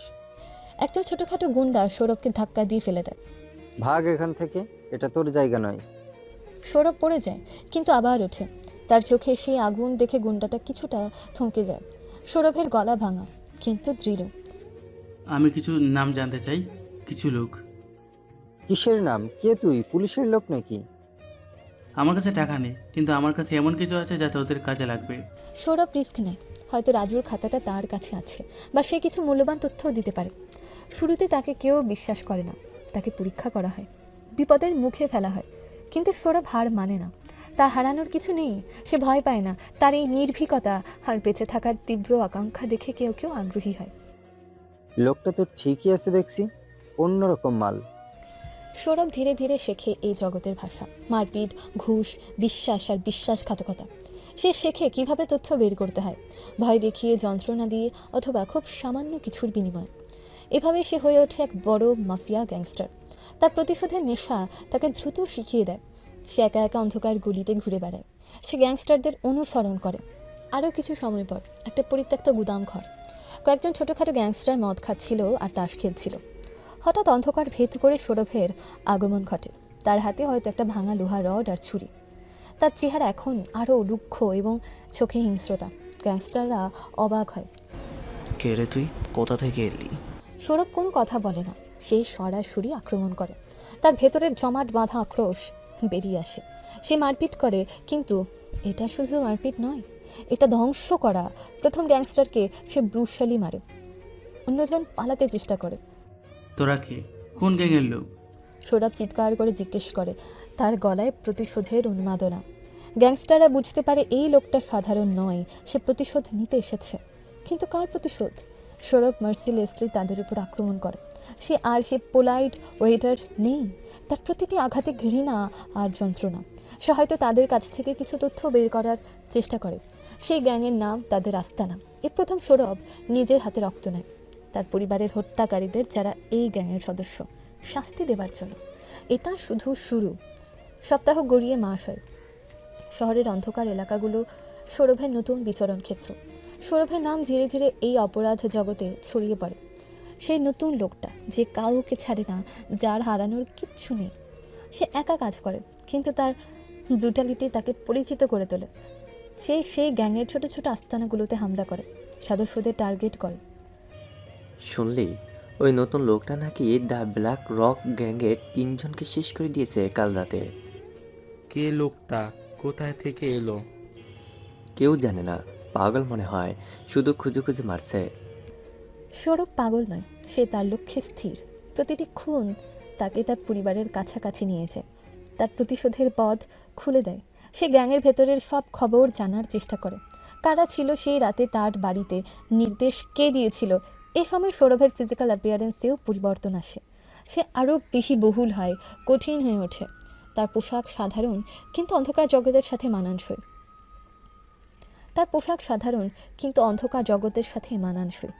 তার চোখে সেই পুরনো স্বপ্ন মুছে গেছে। তার জায়গায় এসেছে কেবল অন্ধকার আর মৃত্যু। সে বিভিন্ন সূত্র ব্যবহার করে। হয়তো সে রাজুর খাতাটা তাকে সাহায্য করে, অথবা সে নতুন নতুন কন্ট্যাক্ট তৈরি করে, যারা তাকে তথ্য দেয় টাকার বিনিময়ে বা ভয়। আরও কিছু মাস পর একটা আন্ডারগ্রাউন্ড মিটিং প্লেস। সৌরভ এখন আর ছোটোখাটো অপরাধী নয়। তার নাম শুনে গ্যাংস্টাররা ভয় পায়। সে গ্যাংয়ের মিড লেভেলের বসদের টার্গেট করতে শুরু করেছে। তার কৌশল বুদ্ধিদীপ্ত আর আক্রমণ নৃশংস। সৌরভ আসছে শুনলাম, আমাদের এলাকার খোঁজ নিচ্ছে। একজন গ্যাংস্টার ভয়ে ভয়ে বলে, কে লোকটা? আমাদের পিছনে লিখেছে কেন? সৌরভ সেই গ্যাংয়ের একজন সেকেন্ড ইন কমান্ডকে টার্গেট করে, তাকে একা পাওয়ার সুযোগ খোঁজে। এটা অনেক ঝুঁকিপূর্ণ, কিন্তু সৌরভ ঝুঁকি নিতে ভয় পায় না। একটা দীর্ঘ টেন্স দৃশ্যে সৌরভ সেই গ্যাংস্টারকে কর্নার করে। মারপিট হয়, গোলাগুলি হয়, কিন্তু সৌরভ অপ্রতিরোধ্য। তার ভেতরের শক্তি আর ট্রেনিং তাকে জিতিয়ে দেয়। সে হয়তো সেই গ্যাংস্টারকে ধরে। তোরা কেন মেরেছিলে ওদের? সৌরভ জিজ্ঞেস করে। তার গলায় কোনো ইমোশন নেই, শুধু ঠান্ডা জিজ্ঞাসা। গ্যাংস্টারটা হয়তো প্রথমে কথা বলতে চায় না, কিন্তু সৌরভ তাকে বাধ্য করে। সে জানতে চায় সেই রাতের ঘটনা সম্পর্কে, কারা ছিল, রাজু ছিল কি। এই ইন্টারোগেশন দৃশ্যে সৌরভ আরও ভয়াবহ হয়ে ওঠে। সে যন্ত্রণা দিয়ে কথা বের করে। গ্যাংস্টারটা ভয়ে সব বলে দেয়, কিভাবে তারা জান্নাত তার বাচ্চাকে মেরেছিল, কার নির্দেশে, এবং এই গ্যাংয়ের হায়ারকি সম্পর্কে কিছু তথ্য দেয়। এবং এখানেই আসে সেই শখ। গ্যাংস্টারটা যখন গ্যাং লিডারের নাম বলে আর রাজুর ভূমিকার কথা উল্লেখ করে। রাজু আমাদের গ্যাংয়ের একজন গুরুত্বপূর্ণ সদস্য, বসের খুব কাছের লোক। সৌরভ প্রথমবার শোনে রাজু এই গ্যাংয়ের একজন গুরুত্বপূর্ণ সদস্য। তার বুকটা যেন থেমে যায়। রাজু তার ছোট ভাই, এই ভয়ঙ্কর গ্যাংয়ের অংশ, যে গ্যাং তার পরিবারকে কেড়ে নিয়েছে। তার মনে ডিসবিলিফ আসে। রাজু কেন, কিভাবে, সে কি জেনে শুনে এমনটা করেছে, নাকি তাকে বাধ্য করা হয়েছে? সৌরভের মনে প্রশ্নের ঝড় ওঠে। তার প্রতিশোধের লক্ষ্য এখন আরও ব্যক্তিগত হয়ে যায়। এই গ্যাংয়ের সাথে সাথে রাজু তার লক্ষ্যের মধ্যে চলে আসে, তবে অন্যভাবে। সে রাজুকে মারতে চায় না প্রথমে, সে রাজুকে খুঁজে বের করে জানতে চায় সব সত্যিটা। আরও কিছুদিন পর শহরের একটা পরিত্যক্ত ইটভাটা। সৌরভ সেই গ্যাংয়ের মূল হোতার আস্তানা খুঁজে বের করেছে। এই গ্যাংয়ের বাকি বড় বড় সদস্যদের সে সরিয়ে নিয়েছে তার পথে। সে এখন মাফিয়া জগতে এক নতুন কিং পিন হিসেবে পরিচিত। ভয়ঙ্কর, নৃশংস, কিন্তু তার নিজস্ব একটা নীতি আছে। যারা নিরীহ মানুষকে কষ্ট দেয় তাদের সে ছাড়ে না। তার হাতে হয়তো শেষ গ্যাংস্টারের থেকে পাওয়া কোনো সূত্র আছে যা তাকে এখানে নিয়ে এসেছে। সে জানে ভেতরে কে আছে, সেই গ্যাংয়ের বস, কিন্তু সে জানে না বস আসলে কে। সে কেবল জানে এটাই তার লক্ষ্যের শেষ ধাপ, এবং সেটাও জানে এখন যে তার ভাই রাজু এই গ্যাংয়ের সাথে জড়িত। সে হয়তো রাজুকেও ভেতরে আশা করছে, যা রাজুর খোঁজ নেওয়ার জন্যই এখানে এসেছে সে। তার মনের ভেতরে প্রতিশোধের আগুন জ্বলছে, আর তার সাথে মিশে আছে ভাইয়ের বিশ্বাসঘাতকতা জানার যন্ত্রণা। সৌরভ প্রস্তুত হয় আক্রমণের জন্য। তার পরনে অন্ধকার পোশাক, হাতে অস্ত্র, তার মুখে সে প্রতিশোধের দৃঢ় সংকল্প। সে জানে ভেতরে যারা আছে তারা সহজে হার মানবে না, কিন্তু সৌরভকে থামানোর ক্ষমতা আর কারণে সে ইটভাটার গোপন প্রবেশ পথের দিকে তাকিয়ে থাকে। তার চোখে দুটো জ্বলছে, তার ভেতরের রেজ এখন চরম পর্যায়ে। কিন্তু সৌরভ এখনও জানে না রাজু শুধু গ্যাংয়ের সদস্যই নয়, সে মূল হোতা আর তার পরিবারের হত্যাকারী। সৌরভ ইটভাটার প্রবেশপথে এসে দাঁড়ায়। তার পরনে অন্ধকার পোশাক, হাতে ধারালো অস্ত্র, তার চোখে মুখে সেই প্রতিশোধের আগুন। লম্বা জার্নি, অন্ধকার জগতে তার নৃশংস উত্থান, সব কিছু তাকে এই মুহূর্তে এনে দাঁড় করিয়েছে। সে জানে ভেতরে সেই গ্যাংয়ের মূল হোতা আছে, তার পরিবারের হত্যাকারী। সে প্রস্তুত। সে ধীরে ধীরে ভেতরে প্রবেশ করে, সতর্ক পায়ে এগোয়। বাতাস ভারী হয়ে আছে, নীরবতা যেন চিৎকার করছে। ভেতরে কিছু নড়াচড়ার শব্দ পায় সে। গ্যাংয়ের কিছু লোক পাহারায়। সৌরভ অন্ধকারে মিশে যায়। তার শরীরের প্রতিটি শিরা উপশিরা টেন্স। সে এখন একজন দক্ষ যোদ্ধা, শিকারী। সে দ্রুত এবং নীরবে তার পথে যারা আসে তাদের সরিয়ে দেয়। মারপিট হয়, চাপা শব্দ হয়, কিন্তু কোনো চিৎকার শোনা যায় না। সৌরভ রুথলেস, তার লক্ষ্য মূল হোতা। কয়েকজনকে ঘায়েল করে আর কয়েকজনকে মেরে ফেলে সে মূল আস্তানার দিকে এগিয়ে যায়। একটা বড় গুদাম ঘরের মতো জায়গা, ভেতরে আলো জ্বলছে। সৌরভ দরজার ফাঁকি দিয়ে ভেতরে তাকায়। ভেতরে কয়েকজন গ্যাংস্টার বসে আছে, হ্যাঁ তাদের মাঝে বসে আছে একজন রাজু। সে একটা চেয়ারে হেলান দিয়ে বসে আছে, তার মুখে আত্মতুষ্টির হাসি। তার হাবভাব স্পষ্ট যে সে শুধু গ্যাংয়ের সদস্য নয়, সেই মূল হোতা। সৌরভ বিশ্বাস করতে পারে না। রাজু, তুই এখানে কি করছিস? তুই তো আমার ছোট ভাই, যে গ্যাং জান্নাত আর আমার সন্তানকে হত্যা করেছে, সেই গ্যাংয়ের মূল হোতা তুই? সৌরভের মনে মনে এগুলো বলল, হাত কেঁপে ওঠে, তার মুখের কঠোরতা ভেঙে যায়। হতবাক হয়ে সে দরজার পাশে দাঁড়িয়ে থাকে। তার মাথায় কিছুতেই ঢুকছে না। রাজুর চোখ দরজার দিকে যায়। সে সৌরভকে দেখতে পায়। রাজুর মুখের হাসি আরও চড়া হয়, যেন সে সৌরভের আসার জন্যই অপেক্ষা করছিল। সে তার লোকজনকে ইশারা করে। গ্যাংস্টাররা প্রস্তুত হয়। সৌরভ ধীরে ধীরে ভেতরে প্রবেশ করে, তার অস্ত্র হাতে ধরা, কিন্তু সে রাজুকে দেখে এতটাই বিস্মিত যে আক্রমণ করতে পারছে না। ভাইয়া এসেছো তাহলে? রাজু চেয়ারে বসেই বলে, তার গলায় উপহাস। সৌরভ স্থির হয়ে দাঁড়িয়ে থাকে। রাজু, তুই এখানে কি করছিস? এসব কি? আমি কি করছি? আমি যা করছি সব সময় সেটাই করছি দাদা। রাজত্ব করছি। রাজত্ব করছিস মানে? এই গ্যাংয়ের সাথে তোর কি সম্পর্ক? সৌরভ তখনও বিশ্বাস করতে পারছে না। সে হয়তো ভাবছে রাজুকে বাধ্য করা হয়েছে বা সে বিপদে পড়ে এদের সাথে ভিড়েছে। তুই তুই কি এদের হাতে বন্দি? রাজু জোরে হেসে ওঠে। তার হাসিটা খুব নিষ্ঠুর। বন্দি? ভাইয়া, তোমার মাথা খারাপ হয়ে গেছে। আমি বন্দি নই, আমি এদের বস, আমি কিং। সৌরভ স্তব্ধ হয়ে যায়। রাজু এই গ্যাংয়ের বস, তার পরিবারের হত্যাকারীদের বস। তাহলে তাহলে কি রাজুই? সৌরভের মনের ভেতরে জমাট বাঁধা শোক, কষ্ট আর বিভ্রান্তি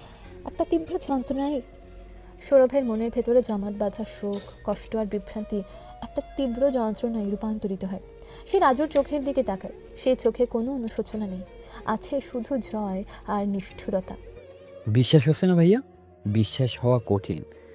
সাধারণ ওয়েটারের সাথে বড়লোকের মেয়ের বিয়ে হয়েছিল, আর সেই ওয়েটার ভাই হয়ে গেল কোটিপতি মাফিয়া কিং। তুই তুই কিভাবে? কেন? সৌরভের গলা দিয়ে স্বর বের হয় না। কিভাবে? কেন? রাজু চেয়ার ছেড়ে উঠে দাঁড়ায়। ধীরে ধীরে সৌরভের দিকে এগিয়ে আসে। তার চোখে মুখে এক ভয়াবহ উন্মাদনা। কারণ আমার যা প্রাপ্য ছিল তা আমি পাইনি ভাইয়া। তুমি সব সময় পেয়েছো, ভালো ছাত্র ছিলে, ভালো চাকরি পেয়েছো, আর শেষে শেষে জান্নাতের মতো মেয়েকে পেয়েছো। রাজুর কথাগুলো তীরের মতো সৌরভের বুকে বিঁধতে থাকে। জান্নাত? তুমি জানো ভাইয়া, জান্নাতকে আমি প্রথম দিন দেখেই চেয়েছিলাম। ওই আমার হওয়ার কথা ছিল, কিন্তু তুমি আমার থেকে কেড়ে নিয়েছো ওকে। কি বলছিস তুই এসব রাজু? জান্নাত তোকে... আমাকে পাত্তা দিত না, কিন্তু দেবে কেন? তোমার সাথে তো সুখী ছিল।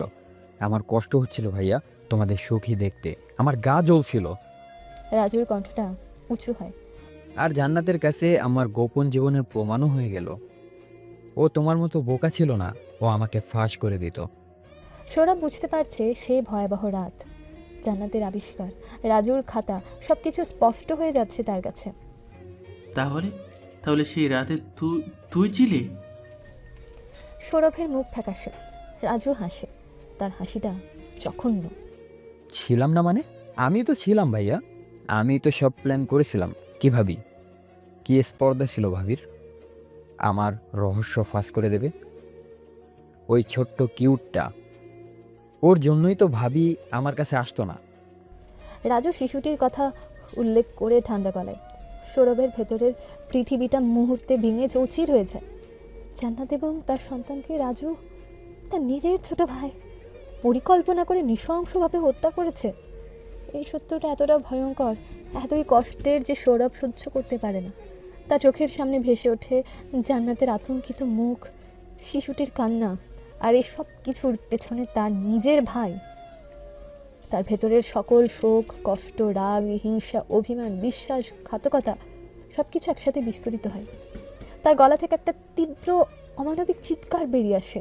তার চোখ রক্তবর্ণ হয়ে যায়। তুই এমন কাজ করেছিস? সৌরভ চিৎকার করে রাজুর দিকে ঝাঁপিয়ে পড়ে। রাজুর গ্যাংস্টাররা সৌরভকে থামাতে আসে, কিন্তু সৌরভ এই মুহূর্তে অপ্রতিরোধ্য। তার ভেতরের রেজ তাকে দানবে পরিণত করেছে। সে গ্যাংস্টারদের মার্সিলেসলি মারে। তাদের শক্তি সৌরভের ভেতরের আগুনের কাছে তুচ্ছ। সৌরভ তার ভাইয়ের দিকে এগিয়ে যায়। রাজু হয়তো প্রতিরোধের চেষ্টা করে, কিন্তু সৌরভের সামনে সে দাঁড়াতে পারে না। রাজুর মুখে ভয় ফুটে ওঠে। সে বুঝতে পারে সৌরভকে থামানো যাবে না।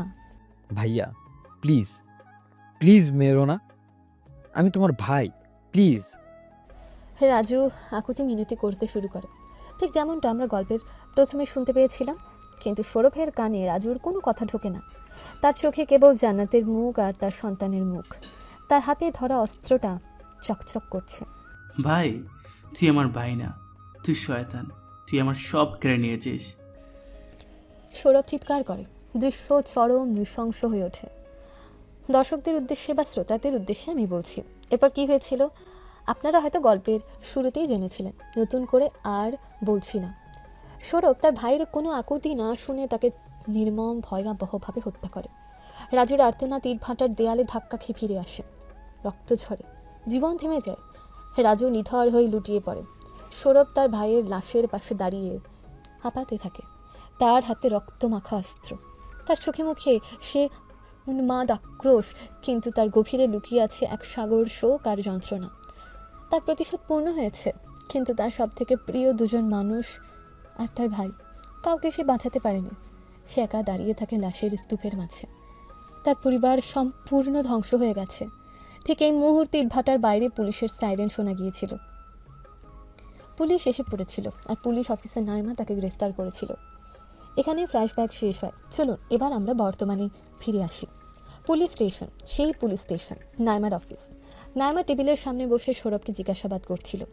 তার সামনে ক্রাইম সিন থেকে পাওয়া ছবি, প্রমাণ, রাজুর গ্যাংয়ের ফাইলপত্র এবং সৌরভের জবানবন্দি বা তদন্তে উঠে আসা তথ্য। রাজুর গ্যাংয়ের অপরাধের ভয়াবহতা, নিরীহ মানুষের উপর তাদের অত্যাচার এবং সৌরভের পরিবারের সাথে ঘটে যাওয়া নৃশংসতার বিস্তারিত প্রমাণ রয়েছে নাইমার হাতে। রাজুর আসল পরিচয়, তার গ্যাংয়ের নেতৃত্বে এবং জান্নাত শিশুটির হত্যাকাণ্ডে তার সরাসরি জড়িত থাকার প্রমাণে নাইমা খুঁজে বের করেছে। নাইমা সৌরভের ফাইল দেখছে।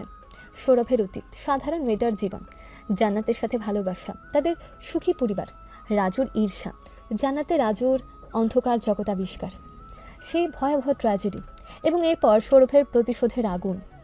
নাইমা সবটা বুঝতে পারে। সৌরভ যে খুনগুলো করেছে সেগুলো আইনের চোখে অপরাধ, কিন্তু কে ছিল রাজু আর তার গ্যাং? তারা ছিল সমাজের কীট, আইনের ধরাছোঁয়ার বাইরে থাকা নৃশংস অপরাধী।